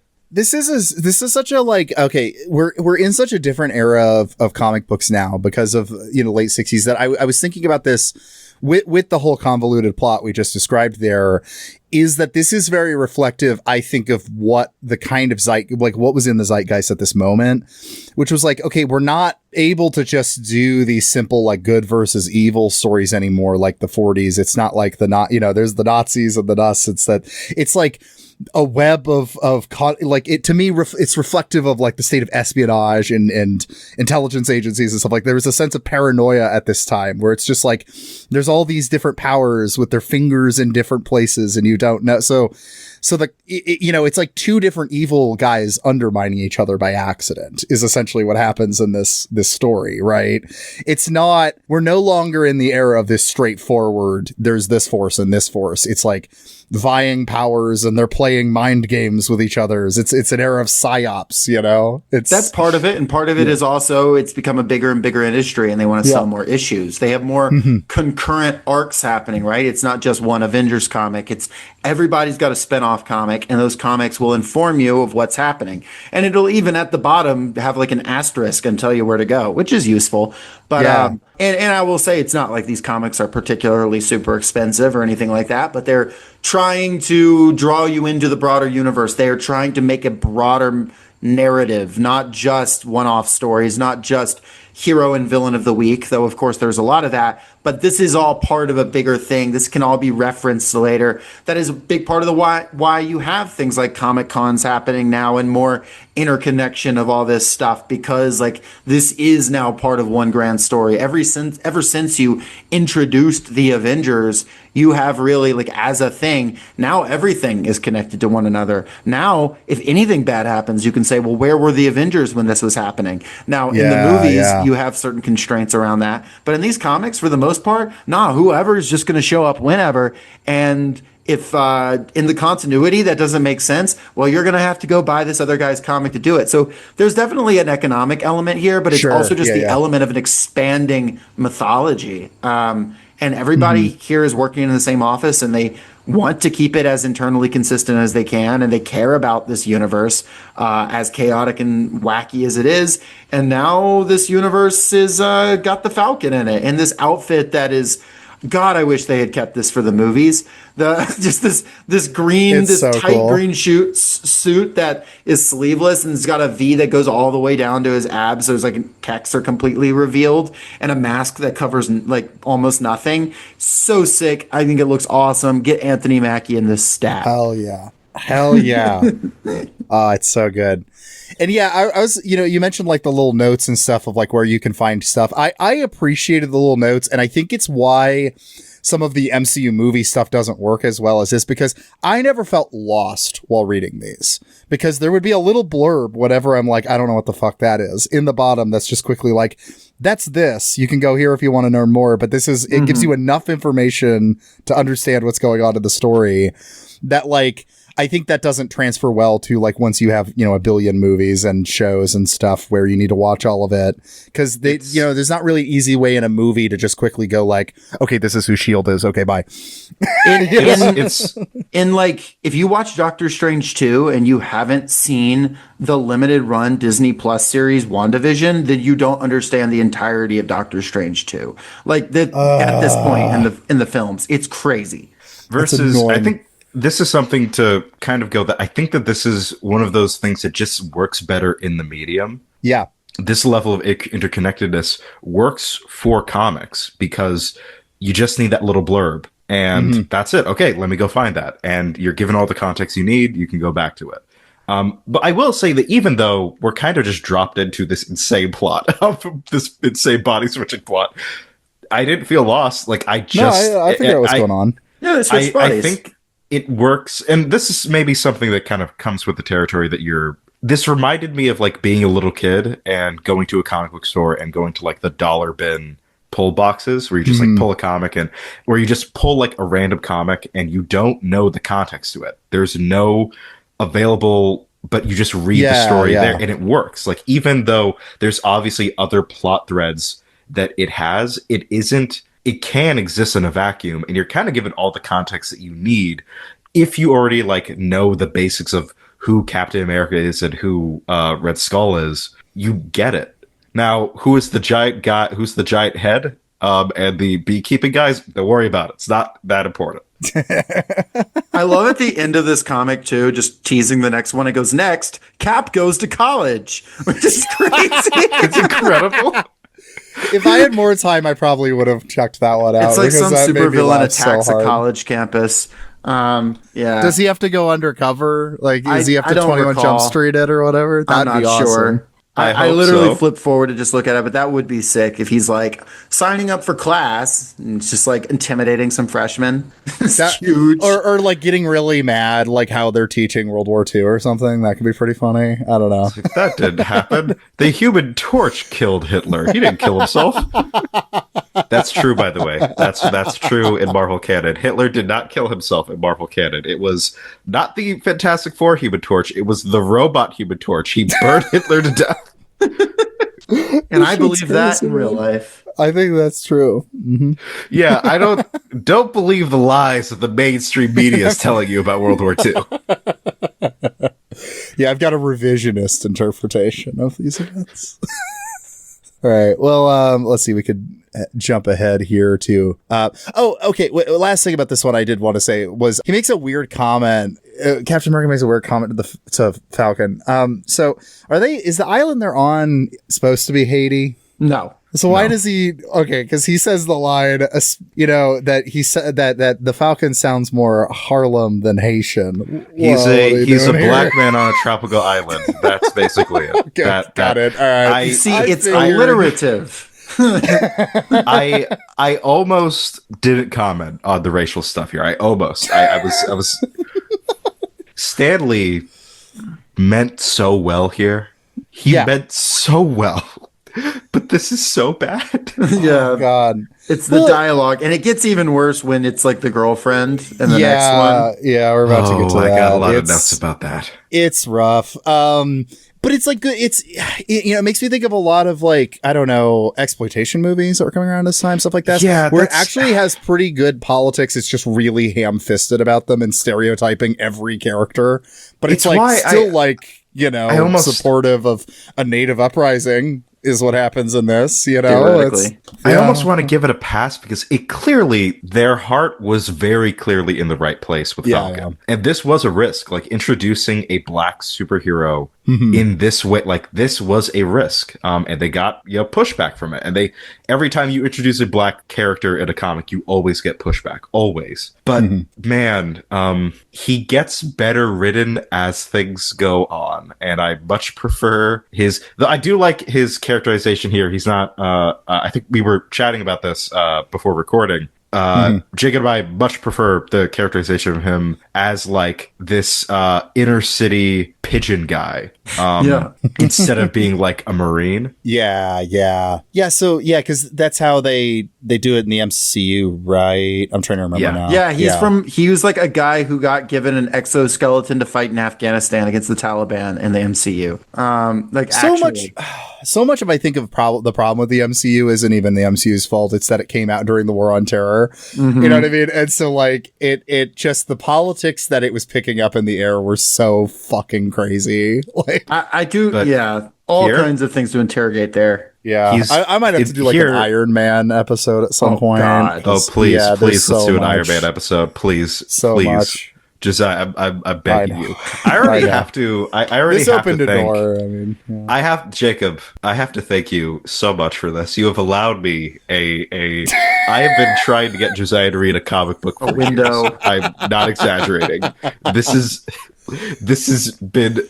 Josiah, how long have I known you? Like 5 years. 5 years. I've been trying to get this man to read a comic book for 5 years. Well, the trick is I was like, okay, I'll come on. We'll talk about Snowpiercer the first time. Okay, we're talking about good, cool movies. We're like, okay, what's going to be the second time? And I'm like, now I show my hand. We've collaborated on 2 podcasts now, so I can. I have to sincerely, from the bottom of my heart, really thank you because now I get to finally make Josiah read all of the Dakotaverse. And read Clarence Thomas's favorite comic book icon, which hurts me to say. Wait, actually? Yes, Clarence Thomas loves Icon because he breakdown. took That's Icon's like insane. conservatism as like a good thing, and that horrified Dwayne McDuffie to the point where he stopped writing Icon. How did I That's not so know this? funny. Fuck.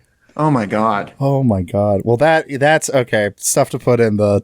We'll revisit that. Okay. I'm so happy. And the door is open, Josiah. It is. I need you to prepare that I'm going to have to ask you to at least have a handful of these things a year. Yeah, that's fine. I actually, and yeah, I think Iron Man probably is the one I would want to do next because I don't know the origin stuff as much, and I'm interested in like what was his deal in Vietnam and stuff like that. I've heard is crazy. So, and how does he evolve to then in the modern movies where he's going, "I've privatized world peace," and that's supposed to be an applause line? Crazy.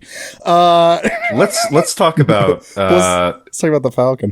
Watergate in comic books. So sick. Here we go. It's we're 1974. It's 1974. This was my favorite arc of all the stuff you sent. I think was the whole Secret Empire stuff. Part of it is because the Falcon gets like time to be cool, like a lot of time to just be dope. Yeah. And Well, he but gets we a also- huge upgrade here too. Like he gets a huge capacity upgrade, which in a mechanical sense, that's because he's going to be carrying the comic for a little while. So it's like, oh shit, we're gonna need to give this guy some more like stuff besides being able to punch people and having a hawk. Yeah. Punch As people cool as without those super are. strength. Cool as those are, yeah, he gets some wings, which is pretty like some working cool wings that do all kinds of cool shit, which is pretty cool. But yeah, no, I mean this arc is. You've got at the start of it, you've got Falcon kind of being like, yeah, man, like, I don't know, everyone loves you and I'm kind of in your shadow. And Captain America's like, rushing to be supportive. And he's like, well, I've got my buddy Black Panther. Why don't you go to Wakanda and bring your girlfriend? I'm sure she'll love it there. He's got more agency than that, and that's like this is what I like though, is because like you're saying, kind of rough writing in the beginning. This is when it feels like the character himself is like, I deserve more than this. Yeah, you know what I mean. I deserve to be a better character. And the one detail I liked is Captain America goes through a couple different options. Like, oh, we could go to Shield or whatever. Yeah, and then he says Tony Stark. Yeah, and it's actually Falcon who's like, no, I want a black guy doing this. Yeah, I think that's like kind of a cool like him showing like agency as a character and stuff more. And that's not seen as like a bad thing to ask for. That's he's like, oh, that makes reasonable. perfect sense. Let's do it. Yeah. And also, like, let's be honest, of those three, you're going to want to pick T'Challa. He's going to have the coolest shit. He's going to have the coolest shit, and he does. But Captain America is now, basically, there is a campaign against him, a media campaign that's calling him a vigilante, which he's like, I'm no vigilante. Well, yes, you are, but whatever. Like, by definition. Yeah, which is like, whatever. They're saying, oh, he's bad for this, he's bad for that. Captain America trying to just forge ahead, tries to stop sort of a minor criminal, punches him, not hard enough to kill him, but because of this conspiracy against him, somebody pulls out like a little micro laser gun and assassinates the guy. So it looks like Captain America just clocked this like petty thief dead, thus leading to an anti-Captain America sentiment. This is very like The Incredibles. It feels very, I was thinking very of opening that. of The Incredibles. Yeah, honestly, if we're opening the superhero door, I kind of would just want to do an episode on The Incredibles at some point, because that's one of the one superhero things I obsessively watched as a child. So it's a great movie, and also it like follows Ayn Rand ideology. It's got some horrendous ideology, so it's definitely worth talking about. There's some really bizarre politics behind The Incredibles, which is it's unfortunate because it is a great movie. It's really good. It's really good, yeah. But no, so yeah, all of this stunt is happening. This PR attack against our goodest patriotic boy is happening while the Falcon's in Wakanda. So I do kind of like it. He just keeps coming back to like Captain America having the worst time ever, and then it's just like the Falcon's just chilling, hanging out.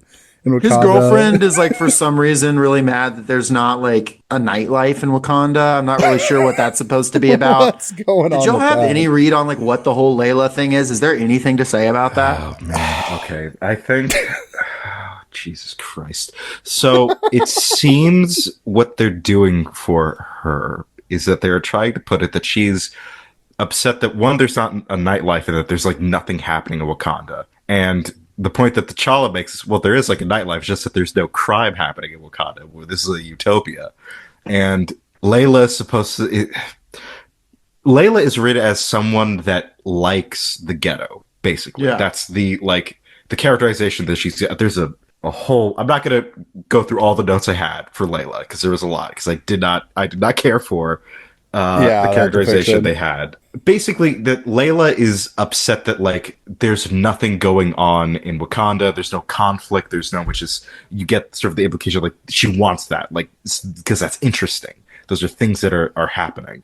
And all this eventually leads to she gets kidnapped because she goes traveling with the two like Wakandan officials take her to, I forget, like another country, I think. I guess it was Nigeria? I think it was Nigeria. Something like that. It was somewhere in Nigeria. Africa. Yeah. Yeah. The placement of Wakanda changes. It doesn't matter. She goes to Nigeria where like she's supposed to go, go shopping, go do, stuff. But it turns out one of Falcon's bad guys is in Nigeria. It just so happens to know that is Falcon's girlfriend. Hate when that happens. I hate when that happens. So he's like, yeah, I'm going to go shoot these foreign government officials in this other country and kidnap Falcon's girlfriend. You get a good excuse to show off Falcon's new abilities here and him collabing with Black Panther. That's always cool. Which was very cool. But you have him saying to her like, I thought you would prefer this to the projects, and she says, like a cockroach on my back, I do. So some of it's like, what? Yeah, there's Falcon himself is written better, but Layla is bad. Like pretty rough. Yeah, very rough. Like I think. Obviously, by the way that you can see her, they're trying to go for like the blaxploitation. I was gonna say kind of character. Obviously, with things that they say, the kind of bizarre blaxploitation phrases that they use, but she comes across more caricature. I'm being very fair here. She comes across far more caricaturized than Falcon is. And also T'Challa. T'Challa does not have any of this kind of like He is very he's the straight man in this. So like he is very professional, very very guarded, but also very fair. Yeah, she's rough. She's very rough.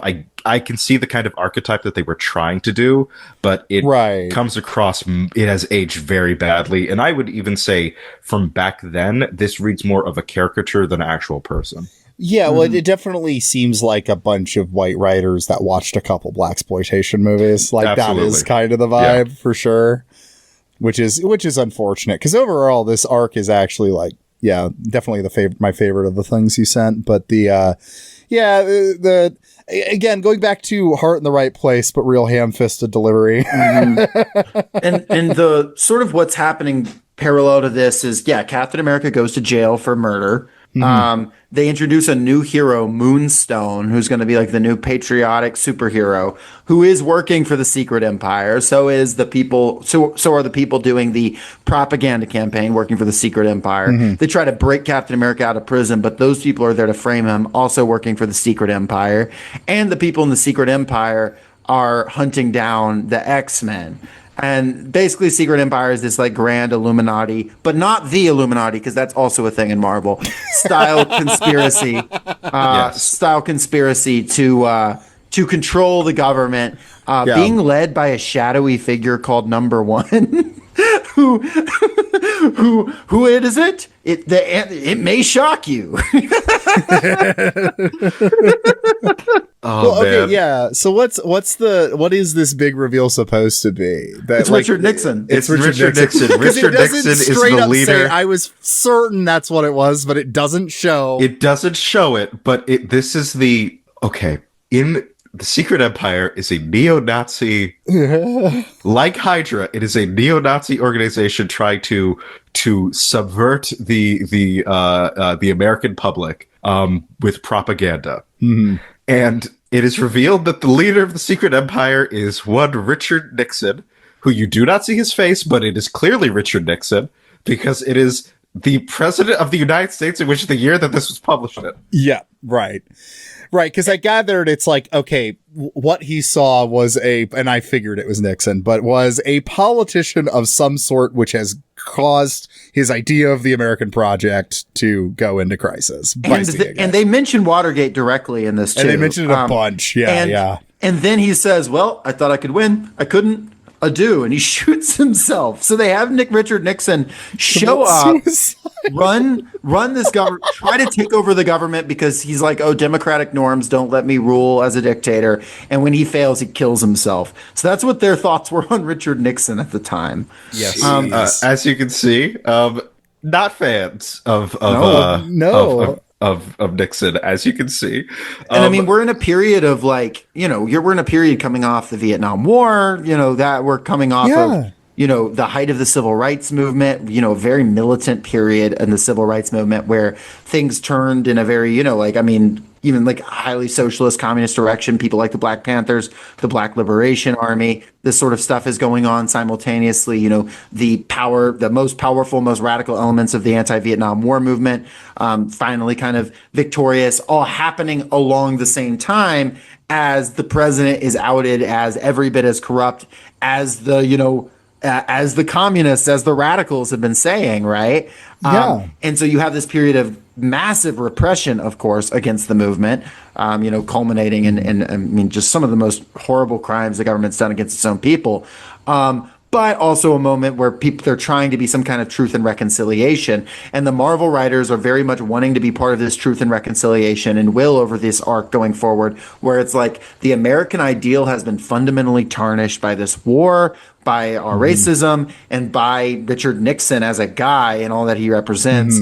And we have to walk away and like rebuild this thing. We are without a nation right now, which is what Captain America will become. Nomad, the man with no nation. And of course, he will eventually take back up the mantle eventually. But it's like this idea of like, no, like this shit is broken. And actually like the right thing to do right now is to just walk out the door because like this actually sucks. Like it's actually pretty as cheesy as it remains being. You have like a moment where there's a bunch of X-Men strapped to a wheel creating a force field. As cheesy as this thing can be, it's not pulling punches with the like, hey, maybe Captain America shouldn't exist. Which I love. I mean, it's this whole arc is great because I really can sense like that this came out in the 70s. Like you can feel the country is at a fucking boiling point when this is written. And in some way, I think that's part of why I really liked the arc, because I felt a lot of the present kind of in it, in certain ways. There's this, there's a theme of like the question of political violence floating around in this too. Like, I feel like the sanitation unit, when they show up, they I don't remember the exact lines. I'd have to find it, but they kind of are like, not fight, like we're fucking fighting in the streets now. That's how politics is happening in the country now. Like, that's the energy to the comic throughout the whole thing. And I found that really interesting, where it's I don't know, it does actually do a good job capturing a democracy in crisis. You could certainly picture right now, I mean, if that arc hadn't already happened, a Nomad. You could picture Captain America, you could have a thinly veiled Trump insert. They would probably not do it as interestingly as this. They would probably they would do a bad impression of Trump's voice writing it. And then Captain America is like, nah, I gotta leave. You could see that now. Absolutely. Yeah, because we're in, time is a flat circle, and we're just repeating historical eras. Like the same kind of political boiling points of the 60s and the 70s are back, because the fundamental issues never went away and were never fully addressed. And in fact, there was a degree of going backwards in the 80s that played a big part in If only Captain America had run for president. That's right. That's my takeaway from that. So fun fact, there is a what if comic where Captain America accepts the nomination to run as president and is good, but the Red Skull assassinates him. Damn. Yeah. See, the CIA is always taken down. Democratically the CIA elected leaders in the guise of the Red Skull. Oh man, no, that's perfect. Actually, Captain America being like an Allende figure or something, Red Skull does a coup. There's a palpable anger here in this comic. I like, these guys are upset very clearly about like where politics are, and specifically like where like the people in charge of things are. They're upset at this is like the Lee Atwater machine. This is like I in my notes I wrote this is Captain America versus modern right-wing propaganda. Yeah, absolutely. Because like he's like there's the Atwater machine turns its gaze towards him, so he has to fight it. And it's not easy because people start to believe it. And Captain America is a very naive he's a very naive best boy and seems to think more of the American people's critical thinking skills that are actually true. And that doesn't work out for him because people believe it, and by the end of it he is so disenfranchised with what America is that he just can't see, keeping the title and the uniform. And like what Jake, like he picks it up, but like something very noticeable is like after here, this is where the characterization of Captain America, where he's loyal to the idea of America, the ideals of like what it could be. That's where you get, because there's a particular panel in Daredevil Born Again where Captain America shows up and they start to question like why isn't he taking orders from the US military? And he points out, I am loyal to nothing but the idea. Yeah. Nothing else. So this has long-lasting effects on the character. You even have a period in, I think, the 80s and early 90s where Captain America just goes by the Captain. Because for that very reason. And I will say it's interesting in this comic, who does he find as his natural allies? It's the X-Men, right? The X-Men who are the outsiders. They're being directly discriminated against because they're not seen as human. They're seen as they're not Homo sapiens. They're I forget what it is. Mutants though. Homo superior. Which is a very bad thing to name. Yeah, bad thing to do, especially when you're like trying to do some kind of allegory in the opposite direction. But and there's some real ham-fisted stuff with the X-Men and some real cool stuff with the X-Men that's done throughout their arc. But that would be a whole different episode. That'd be a whole episode. A lot of interesting stuff, and then also Stan Lee saying some stupid shit like Professor X is Martin Luther King, and it's like, okay, chill out, Stan. Oh, okay, all right. That's wild, bro. Stan, I understand you mean well, but you need to stop talking sometimes. You can't say that Professor X is okay and that Magneto is Malcolm X. You can't say these things.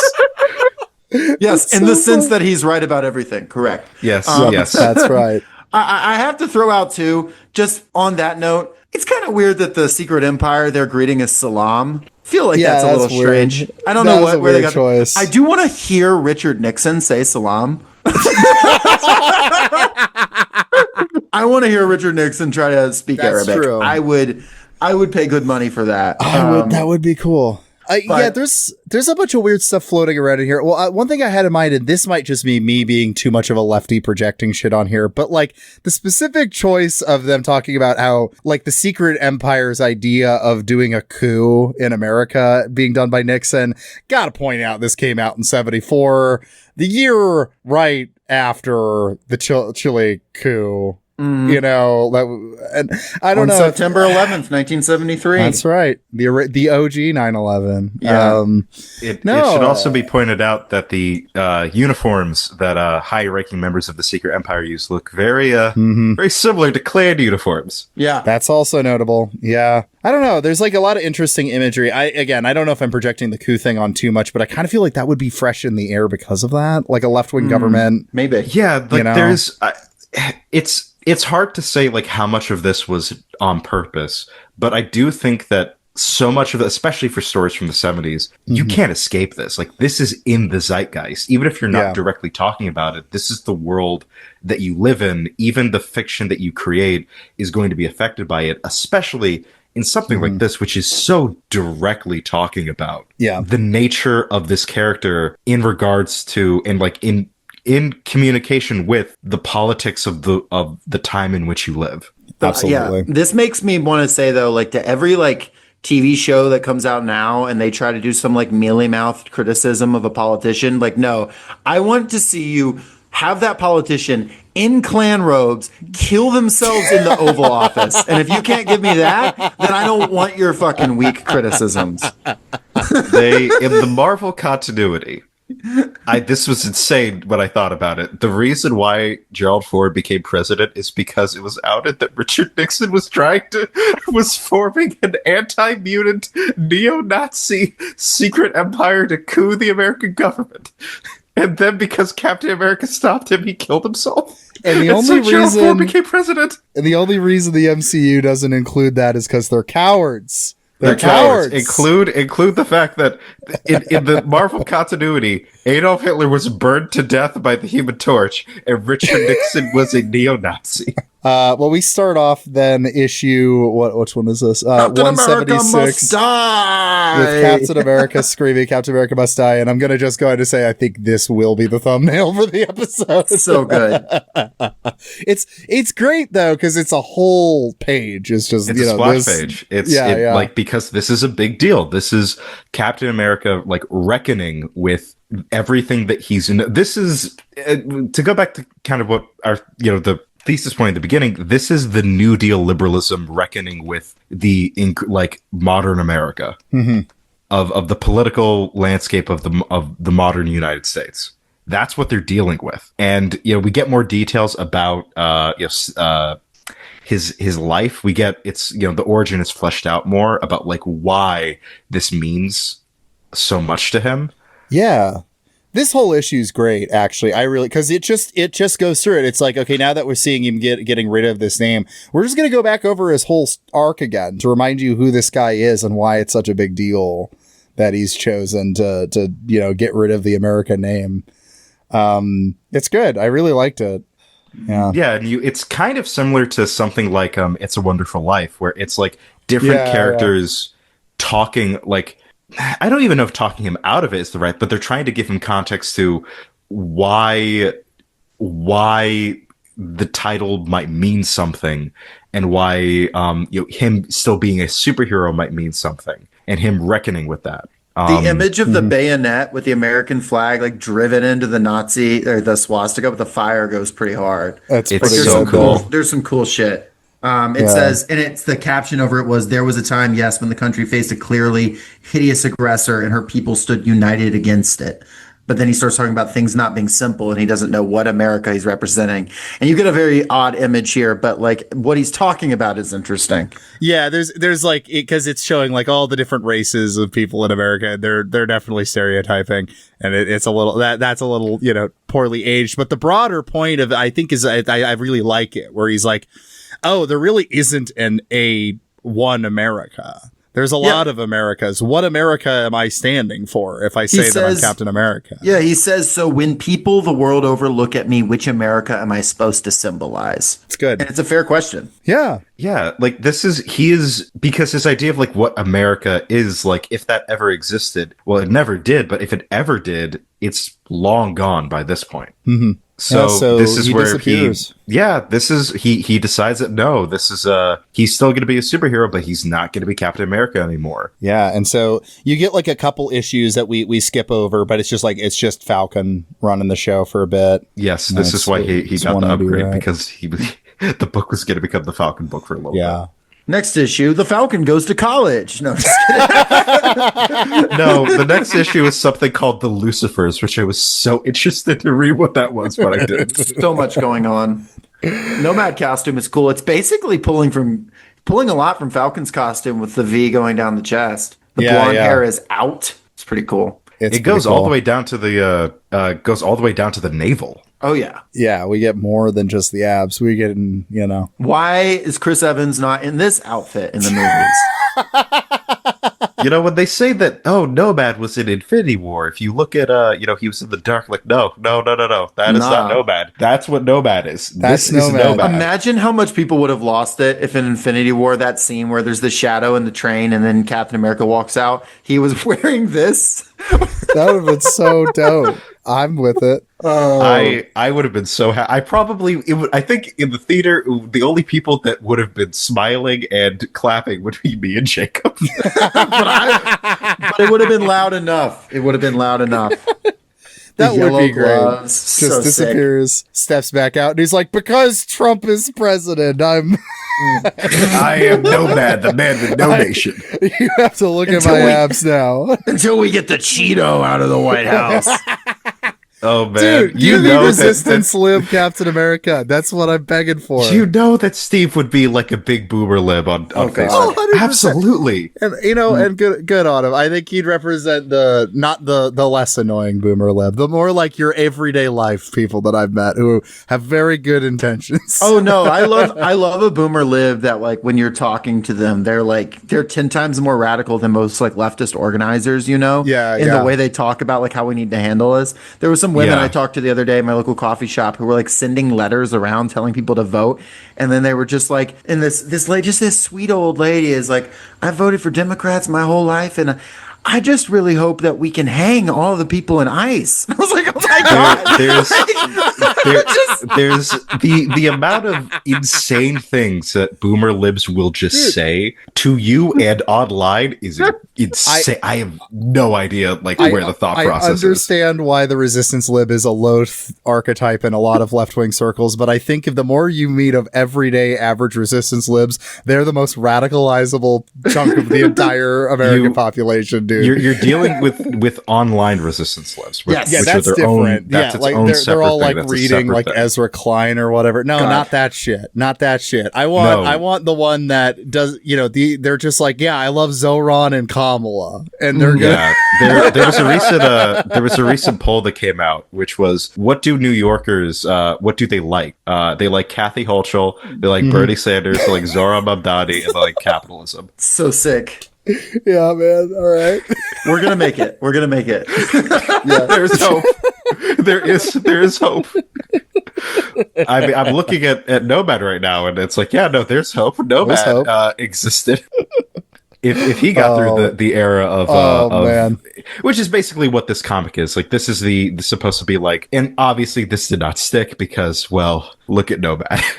No, he's awesome. I see him at a No Kings protest. I think, absolutely, you would see Nomad at a No Kings protest. This is also, I think, because the Captain America thing gets dropped by Steve, this is where we get U.S. Agent, who is the neocon, hyper-conservative Captain America. The guy who sucks. Who sucks very bad and is supposed to suck, by the way. And the MCU decided, no, we're gonna make him like a complicated, character. Like, no, that's not the point. The point is that he's a bad person. He's a bad person who shouldn't be Captain America. That's the entire point. Is that no, Steve should stay Captain America because the other people who want to be Captain America are crazy. They're bad. They're all crazy people who are insane and do insane things and just follow orders without thinking, is it good or not?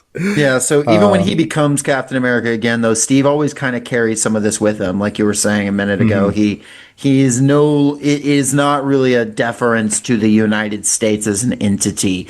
He is fully willing to beef with the United States up to and including literally in the early 2000s, having like a Civil War arc where he's like fighting Iron Man and the U.S. government. I mean, he's been very willing to be subversive ever since. Sure, and loyal to an ideal. In Civil War, like by the end of Civil War, he's an enemy of the state. Yeah, this characterization of him as like he may wear the Captain America costume because that's iconic and it's heavily associated with him. I would kind of make the argument that he's like the Nomad character itself has just kind of kept on with like modern versions of him with good writers. Yes, with good writers is the key. He's basically Nomad without using the name Nomad and the costume, but the actual like things he says are pretty in line with the Nomad era. That's right. Yeah, I've been thinking Kelly's ex, they broke up before the 2020 election, but I kind of like to think that because Yang didn't win, then he took on the Nomad. He's cosplaying as this now. Yeah, he's like with Joe Biden. He became a big Biden guy. And Joe Biden's just like, Nomad, the man with no nation. Get over here. But he's like, ever since we couldn't get universal basic income, I can't stand for this country anymore. I think it would be really funny if Joe Biden knew very few superhero characters, but he knows who Nomad is. That would be awesome. Me and Nomad actually, you might not believe it. We used to go to the same school back in the day. Nomad was voted for my original Senate campaign back in 19 clickety clack. See, that's the problem. Me and Steve Rogers, we went to go get ice cream at the parlor down the street. I would believe him, to be honest. I'd be like, yeah, that's probably true. That's probably So true. yeah, I think I do believe you when you say that you met Steve Rogers before he became Captain America. I think you believe that. That's definitely true in your reality. There's an alternate timeline where Nomad is able to like make him take Palestine seriously or something. You know, Nomad's like Nomad speaks to him. He's the only one he'll listen to. I was Zionism's listening to anti-American. Nomad came to me in the middle of the night. And he started talking. I can't do a Biden. It always devolves into like a bizarre, wispy Bill Clinton. Uh-huh. Yeah, Yeah, I could just kind of go for Woody Harrelson and hope I land there. Yeah, because I could do a good Bill Clinton. I can't do a Biden. I can't. It always maybe I gotta try just doing Woody Harrelson. That's to be close enough. That's the most. But yeah, Nomad, the man with no nation, but and also the man with a extremely low neckline.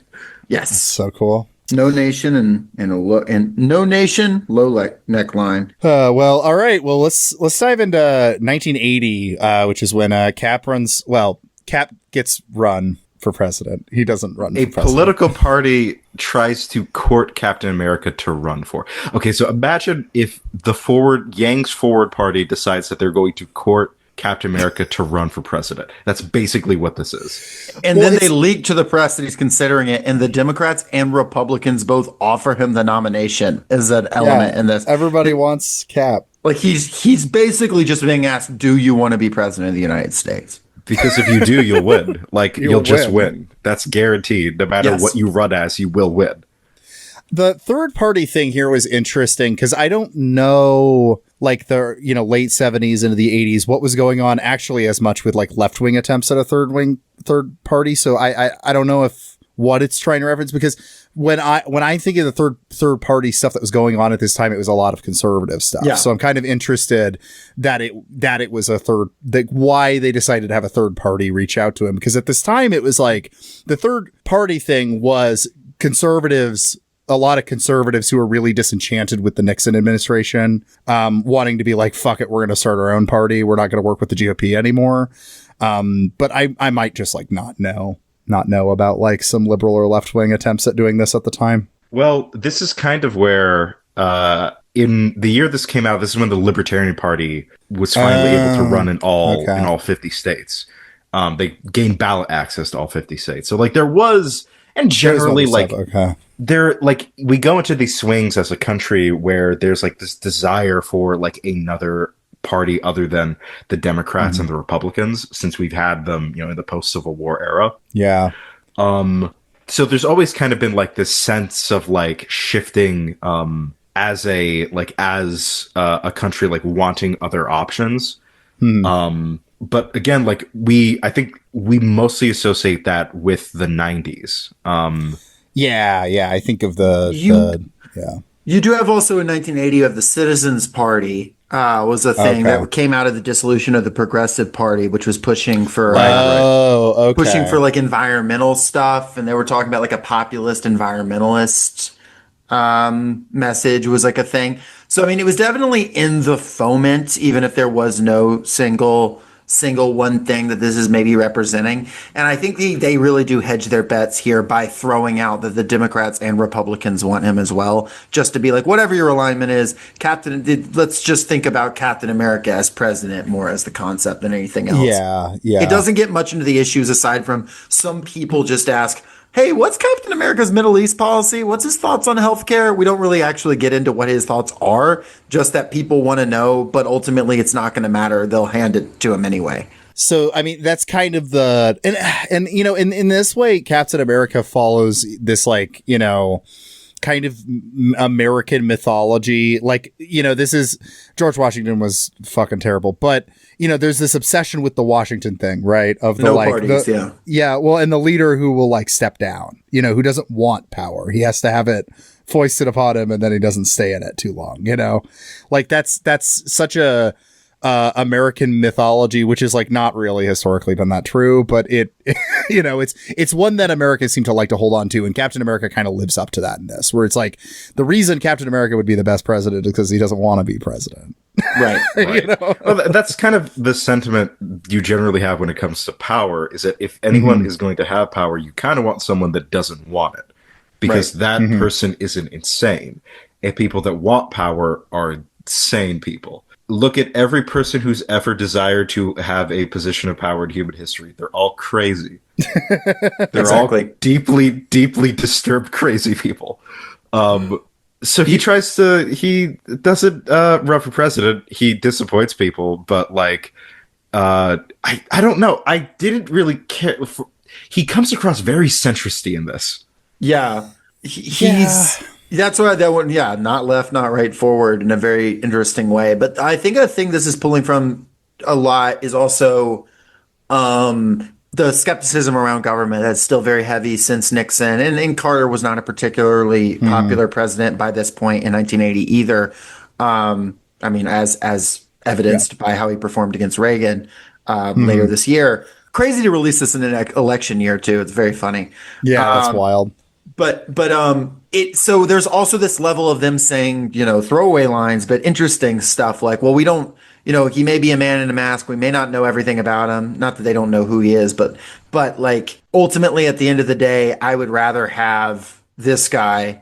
I would rather have this guy that like we have some sense of honesty. Like people aren't even talking about policy. They're just talking about like, I want a guy I can trust. I want a guy that I know what he means. He's not a politician. You know, somebody throws out to him, he says, oh, I'm no politician. And they're like, well, that's exactly what we want, which is an interesting thing in the sense of, you know, as you identified, someone who wants power is crazy, but it can also lead to dangerous places like, oh, he's not a politician. He's a businessman and we should run it like a business. That's got a dark side to it as well. Well, I mean, even Reagan was kind of riding on this at this time. Like in some sense, Reagan was riding on the anti-politics of the 80s, of the late 70s, where even though he has arguably been a politician longer than he was an actor by that point. Oh yeah. Right. But at the end of the day, he's like, you remember me from those old Westerns, and I'm making jokes, I'm making cracks about how, you know, everybody doesn't like government. And so I'm going to clear out the government shit. You know, it's the entire playbook Trump would, you know, go on to rerun in 2016. It's basically the same. It works. This does have one of my favorite jokes in Marvel Comics in it, which is when J. Jonah Jameson is considering whether or not the paper is going to endorse, and then someone throws out Spider-Man could be mayor, and then you just see him throwing him out of the office. He's like, so I take it we're not going to endorse? It makes me laugh a lot. I love the sheer hater energy of that man. Jonah's face is so good. I think that might be the next page, Josiah, if you go to it. I think. Yeah. There it is. There it is. Excellent. He's so angry. You got as he's walking out, you got like the slam and the stars and planets shooting out like from the gust of impact. It's so fucking great. I like this. So this one's like not a fight based kind of one. It's more of a really reflective. And I think that's the stuff I'm kind of really interested in, is the comics where Captain America is reflecting on what he means as a symbol. And so both that, you know, being in the previous arc, and then this is also that, where he's like thinking like, well, what would it mean if Captain America becomes president? And while the centrist stuff is kind of annoying, I do also think he's got kind of an interesting thing of the like, you know, we don't want, you know, you shouldn't be trying to look for these like heroes as the politicians. You know, that's not going to fix everything. It's kind of a weirdly a kind of anti-fascism he's doing here, where he's like going against like a sort of demagoguery or whatever. He knows that there's a cult of personality around him, and that's why he shouldn't be president. Well, I think even in the Secret Empire, he talks about like, maybe this hero worship thing that people have around me is in of itself a bad thing. Mm-hmm. Yes. I mean, you even have, he goes back to his old high school. It's all broken down, or his own middle school, whichever. Yeah. It's all broken down. He's thinking about his civics teacher, thinking about this woman in this class where like nobody's paying any attention, really. And that he's like thinking like, oh, he says like, as long as we have like women like this, you have her saying, don't let me down. And he's saying, I won't, to her, like she is the thing that matters. Like, the average person who just wants to engage in the way they can and make the country better is what matters, not the hero. And that is meaningful. It can be, when it's not tied to actual politics, it can be kind of anti-politics, or it can be centristy, or it can be meaningless. But it does have a nice sentiment to it at the end of the day, even if it's not really making a particularly impressive political statement. Though, jokes aside, I mean, you could make the joke that is very important to acknowledge, that Captain America could have stopped Reaganism in its tracks, and we have Captain America to thank for the neoliberal turn. I fear, but Cap, you could have brought back New Deal. Like, this is Ted Kennedy was running against was running against Carter, challenging him for the Democratic Cap. You could have brought the New Deal coalition back in a brand new way. Well, you like literally could have brought back the 40s if you wanted, man. Like, Cap, but like not the bad way. Cap, the Iran hostage crisis, you could have just gone and taken care of it. There wouldn't have been any. See, this is also something that when Marvel is directly dealing with this, they then have to answer, well, why did Captain America stop the Iran hostage crisis? The Iranian government has its own Captain Iran. Maybe, I don't know. There is a Captain Russia, and there's a Captain Britain. So maybe, I would love a Captain Iran. That sounds sick. There's I will note that the way the DC handled it was that they made the Joker the Iran's ambassador to the UN. That is one of my favorite arcs of all time. It's so great. It also this is the same arc where the Joker murders Jason Todd. Robin. This is after he beats a child to death with a crowbar that blows up the building that he's in with his mother in it. One of the greatest frames of all time from comics that like people think you're lying about is Joker wearing the headpiece saying, "I'm proud to represent the Islamic Republic of Iran." And it's not a joke, that really happened. It's not a joke, it's so serious. And Batman, he wants to kill the Joker. He's going to kill the Joker. But Superman's like, he has a diplomatic immunity, Bruce. You can't do anything to him. No, Batman seeing that and just being frozen with terror is so funny. Comics are fucking awesome. This is why comics are so good. That's so good. All right, well, that's Cap for president, I think. Any other thoughts on that before we move on from it? I really like the art. It's good. Well, I should also note, generally, the Cap books that Jacob Lee selected all have really beautiful art. Gene Colan has some beautiful like exaggeration and cartooning. I really like the texture stuff that you see here. That's kind of indicative that you'll see in the 80s as like the paper gets better, like the printing and paper that these are. You see like the art get better because the printing methods themselves are getting better at like capturing that the nuance.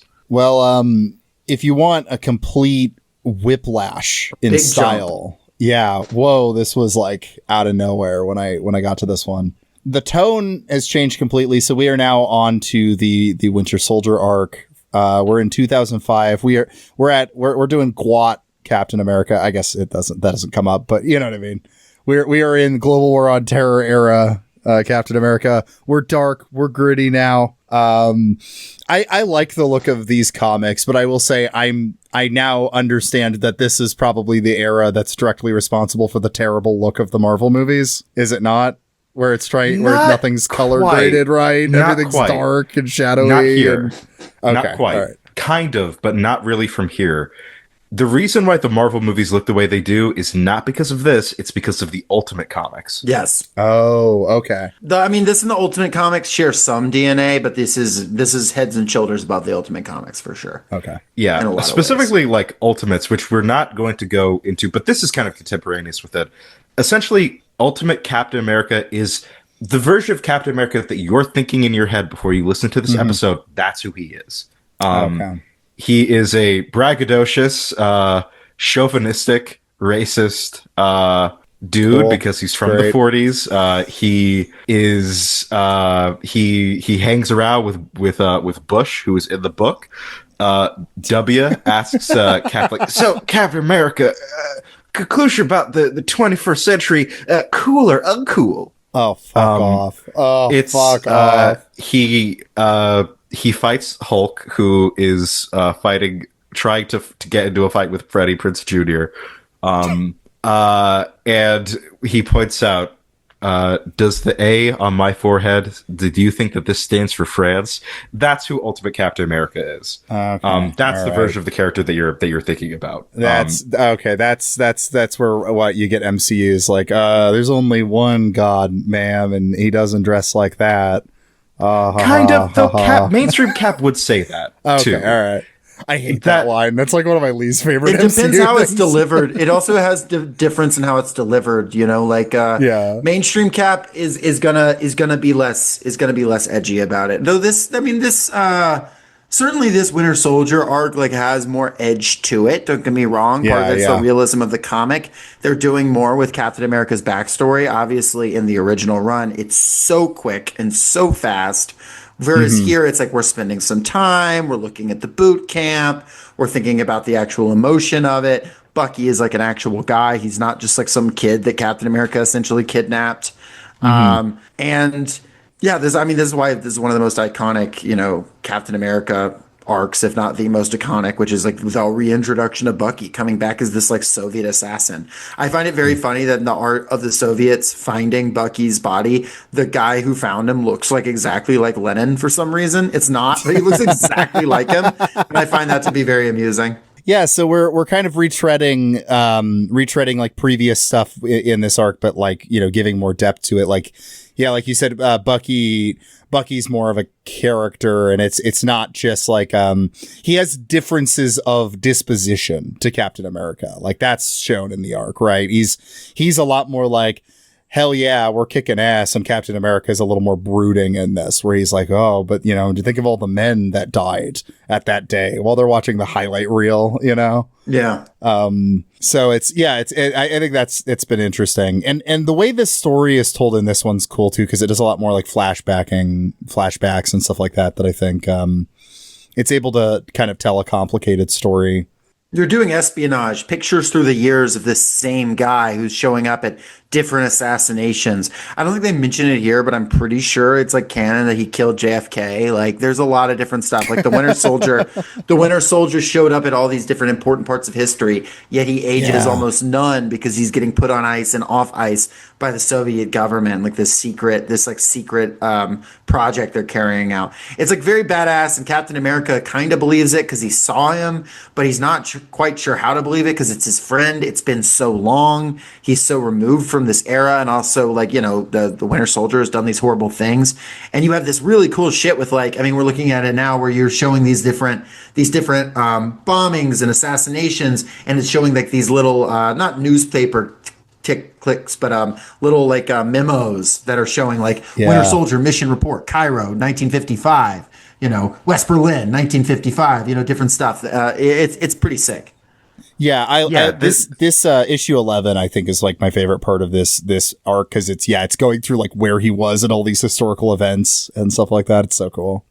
It's interesting because like during the Cold War you don't see this, but this is the spy fiction that you would think would be like a gimme for Captain America, given that by the nature of the kind of guy that he is, he would be involved in international politics and espionage. But this is where we get it, and we get it. Like this is even outside of just say Captain America story, this is a really good spy story. Yeah, which in a lot of ways it's like an unexplored aspect of the Captain America, from 41. Originally his whole thing was fighting German spies, right? So it's like kind of returning to the espionage aspect that really wasn't getting explored much. But yeah, so this is the arc that the, Winter Soldier movie follows to. So it's the similar thing of the heartbreak of, I don't know if we'd actually said it, but in case we didn't, Bucky is the Winter Soldier, right? And so spoiler, Josiah, spoilers. I'm so sorry. Yeah. Imagine how sick it would be if he still had his outfit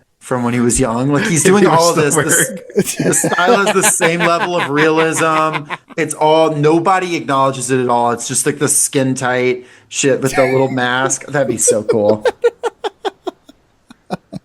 Missed opportunity, to be honest. Missed opportunity. Yeah, so this is a really, like, I don't know, like emotional arc compared to the kind of some of the other stuff we've looked at, because it's Captain America coming to grips with, like, I'm gonna have to fight my friend who I thought was dead. Which is also I think, from my memory, some of the best moments in the MCU is definitely here. And I don't love the MCU movie Civil War, but there's some cool stuff featuring Bucky in that as well. Some of the only parts of that I find interesting are that, like, Bucky killed Iron Man's parents. Like that's kind of cool. Yeah. Too bad the rest of the movie doesn't, like, match that energy, but, like, there is definitely something to be like, this guy from your past has now been integrated into all of history and frozen in the same way you were frozen.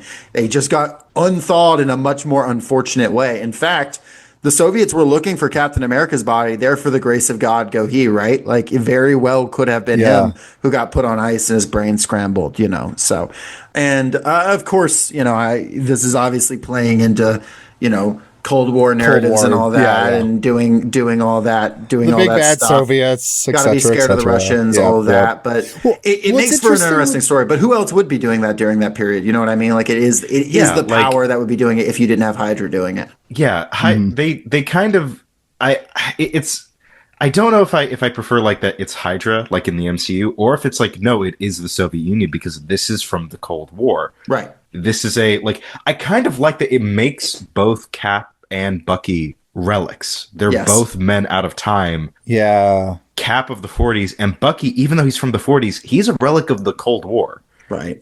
And they both now have to exist in an era that is so very separated from both of them. We are in the end of history, Cap era. It's this battle that's already ended, still just getting fought out. Well, and so I guess maybe I don't know if I fully understood this. Like, how is it making sense of that in it being in 2005 that the Soviets are doing this still? What's like, how is it kind of explained? I might have missed it. He gets, basically, I think it's, like, passed off to some new agency. I forget who. Oh, okay.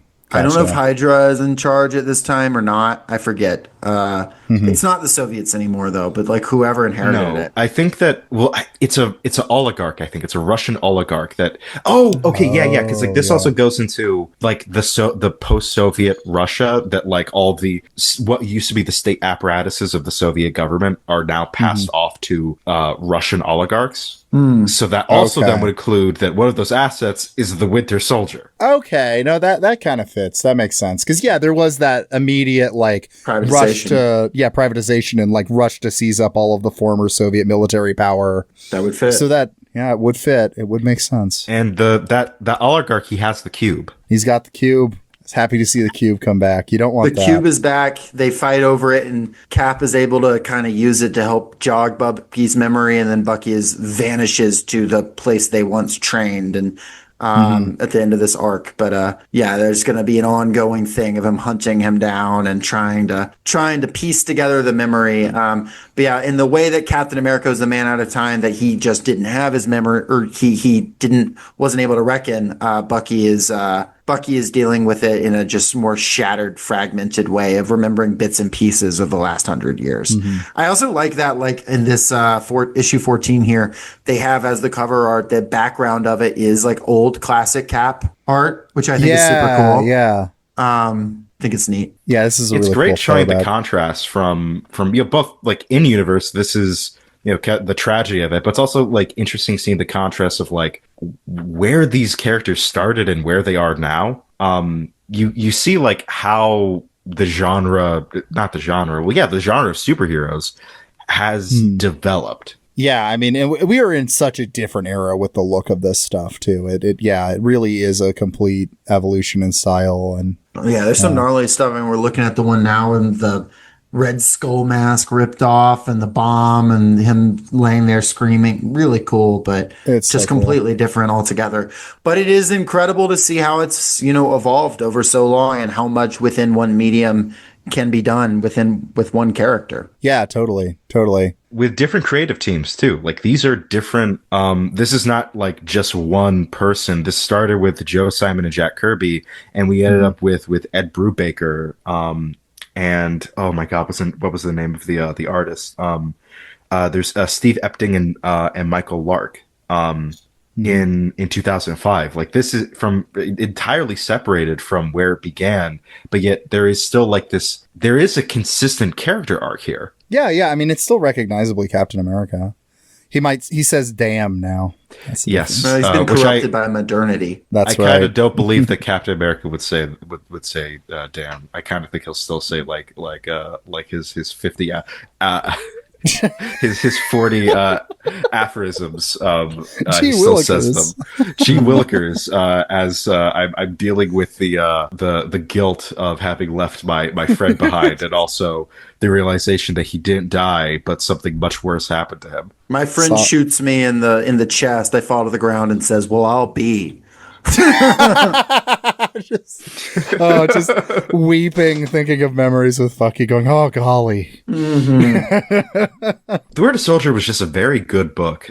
This was my first like solo Captain America book, and it's the book that sold me on like, oh wow, yeah, this I've recommended this book to people both as an intro to Captain America, but also just like if you're starting a comic book, if it like as an intro, like I've never read a comic book before, what do I read? Well, this is one of the things that I recommend because I think that it's so good, and it also is addressing like the medium's kind of wacky past, specifically like the superhero medium's wacky past, and recontextualizing it and adding like, no, these are like real people and treating them as real people. Well, I just glanced at the time and I did not realize how long we've been going, so we probably should move toward wrapping up. This has been a blast, though.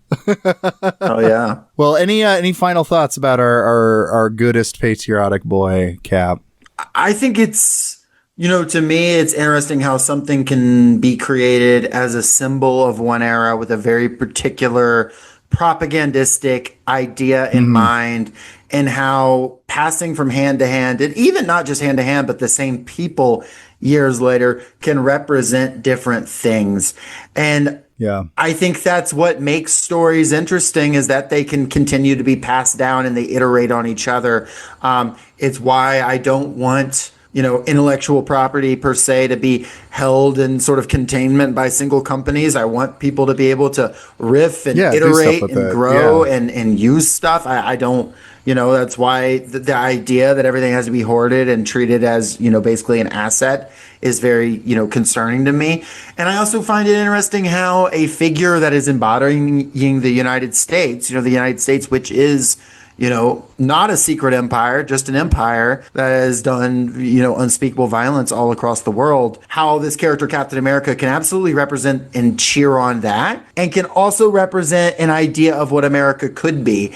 And you have to decide kind of for yourself, well, is it more dangerous for us to even think what America could be? Is that a dangerous thing to do? Are we just propagating the idea of America at all, that it can be saved?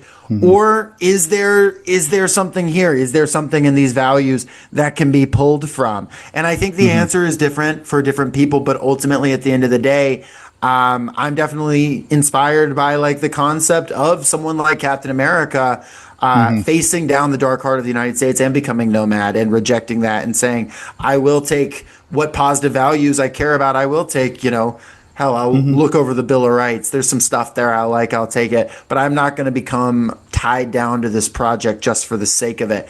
And so, you've got everything from anti-fascism to trying to fight racism to being a very fascistic symbol in some ways, to being sort of a ironing over the American empire, to being a centrist thing, to being a military recruitment tool, to being something that's I would say genuinely progressive in its politics. And it can be all of those things, and it doesn't feel like it's not the same thing. It all is. And that's a lot to sit with, and I find it very interesting. Also, just like, I don't know, the shield is fun. It bounces around. It does its little thing. It can be like gnarly and like heavy hitting, or it can be really goofy. I think that's a fun little particular character flourish. Something that I didn't mention that I wanted to throw in there. I think it's something that makes him enduring, is that he doesn't just like punch people. There's like another little thing there. Yeah. Hell yeah. Well, Jackal, any thoughts? Yeah, this is why he's such an interesting character, and I think that he's going to be a character that is just kind of associated with where the political and social diet and sort of sentiment of the American public is at the time. Captain America will reflect it. And I like to think that Captain America, as we've kind of shown, he does represent, he's deeply complicated because he represents this reactionary conservatism, a propagandistic militaristic tool, but he's also much more than that. He's at the best time when he's handled correctly. He's as a character an aspirational figure of what could be, of hope, and he's sincere about it. I think that that's the thing that sticks me the most about him as a character is that Steve is incredibly sincere. Steve Rogers is almost like tooth-rottingly sincere about what he believes. And that can be tiresome, but it's also, in a time where we are so deeply irony poisoned, there's something about a guy who is from an era that it would be completely impossible for him to be as progressive as he is, but still, look at the advancement of a black woman in society and say, this is just really nice to see that it's gotten, that it got better. I think that was even a conversation where he had with his gay friend, was he found out that his friend was gay, and he felt sad that he never felt comfortable talking to him about it. Back in the 40s, because, well, you couldn't, but also that it was so bad that he couldn't do that to him. He couldn't talk to him about this. There's an aspirational aspect to his character that embodies that Howard Zinn ideal New Dealer, greatest generation guy that, even with all of the nuance there's something very hopeful about that. And I think that in the time in which we find ourselves, it's nice to look at a character who genuinely believes that things can get better. I will leave one note is that technically it was retcon and it's canon. Cap wasn't the first Captain America. Oh, really? There was a black Captain America before him. Oh, sick. And that will be a separate episode. That'll be a separate. That'll be a separate episode. But and Steve's reaction to that is, "You should have been remembered. You should be Captain America, not me." That isn't. People should think of. So that's the kind of the positive side of Captain America. That's that guy, and that is what has made him such a compelling character. I think, and why he stays relevant regardless of the period of America that he's in. Oh yeah. Well, as we're wrapping up here, Jacob, you have a book. I do. What's going on with that? Yeah, I've got a book coming out in December. They Called Her Rebel. It's a fantasy novel about late stage capitalism, about queer love, about organizing and revolution, but with magic. So there's all kinds of fun stuff going on there. Really excited about that. That's coming out December the 8th, I believe, but it's available for pre-order now. We could really, if you're interested in that, or you're just interested in supporting, would really appreciate it. It's my debut novel. I have written books before, but they've all been ghost written. They have not been under my name. This is the first book that is going to be under my name that is published. Would really be awesome if it could be a success, and we've got a lot of fun stuff. So if you like people throwing lasers around, if you like sci-fi stuff, but it's like fantasy, that magic powering the technology, if you like, progressive politics, but there's also dragons, if you like lesbians, if you like any of these things, and why wouldn't you? And why wouldn't you? Then you should pick up They Called Her Rebel. Would be super awesome. I also host a podcast, The Socialist Shelf. Josiah has been on it. We talked about Universal Harvester just a few weeks ago. It's a blast. It's a great book. Yeah. You should absolutely come listen to that episode. But we talk about books. We talk about, we talk about good books and organizing yourself. And we also talk about bad books. We like to riff on those as well. But we like to talk about good books too. So someone told me the other day that if you listen to Socialist Shelf, you don't have to read the book. I don't support that. But apparently we describe them. Well enough that people who haven't read the books are enjoying them. So that's not a barrier to entry if you haven't read something. Come check it out. I think there's a lot of shared DNA between our two shows, and I would love to continue to collaborate with you in the future. It's been great being here this time. It was great being here last time, and looking forward to the future. Hey, thank you so much for listening to today's episode. If you like what you heard, make sure to leave a review on Apple Podcasts. It helps out with the algorithm. And if you really like what you heard, consider supporting the show on Patreon. And one of the benefits of supporting this show on Patreon is that you get your name read out at the end of every episode. So, without further ado, this episode was brought to you by our lovely patrons who include Leo Zachary Dickinson, I am once again Philip Cozy, I drink corn syrup, yum, Vita Breva, Avakai Brodagam, Caleb Sutton, regular size horse parentheses, small, Kyle Gannis, Moss, the worst of all possible worlds, Stephen aka Spike Stonehand, Gavin Aronson, Joseph Gross, Robert Eilman, Attention Francis, Vicky Sutton, Shy, Randy Sutton, Josh Christensen, Caleb Butler, Ross, Stephanie R., Frankie Teardrop, Martha Zumak, Benjamin Rawls, Ian Friedenberg, Sasha M.H., Ian S., James Lunt, A.A. Ron, Grouchiest Marxiest, Ruthus Truthus, Electron Shed, Ficus Ruminalis, Bramble Light Garden, Jacob Dallas, Kitty Sparks, and of course, Chris Barker. Now here's American by Descendants. We flipped our finger to the King of England. We stole our country from the Indians. With all on our side and guns in our hand, took it for our own. Built a nation dedicated to liberty, justice and equality. It doesn't look that way to you, it doesn't look that way to me. Sickest joke I know. Listen up, man, I'll tell you who I am. Just another stupid American. You don't wanna listen, you don't wanna understand. So finish up your drink and go home. I come from the land of Ben Franklin, Twain and Poe, where all women, Otis Redding, Ellington, the country that I love. But it's a land of the slaves and the Ku Klux Klan, Haymarket riot and the Great Depression, Joe McCarthy, Vietnam, sickest joke I know. Listen up, man, I'll tell you who I am. Just another stupid American. You don't wanna listen, you don't wanna understand. So finish up your drink and go home. I'm proud and ashamed every 4th of July. You got to know the truth before you say that you got pride.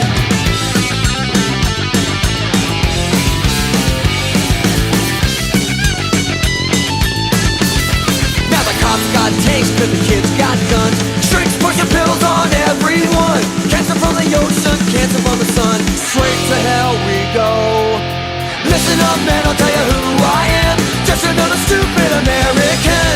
You don't wanna listen, you don't wanna understand. So finish up your drink and go home. Listen up, man, I'll tell you who I am. Just another stupid American. You don't wanna listen, you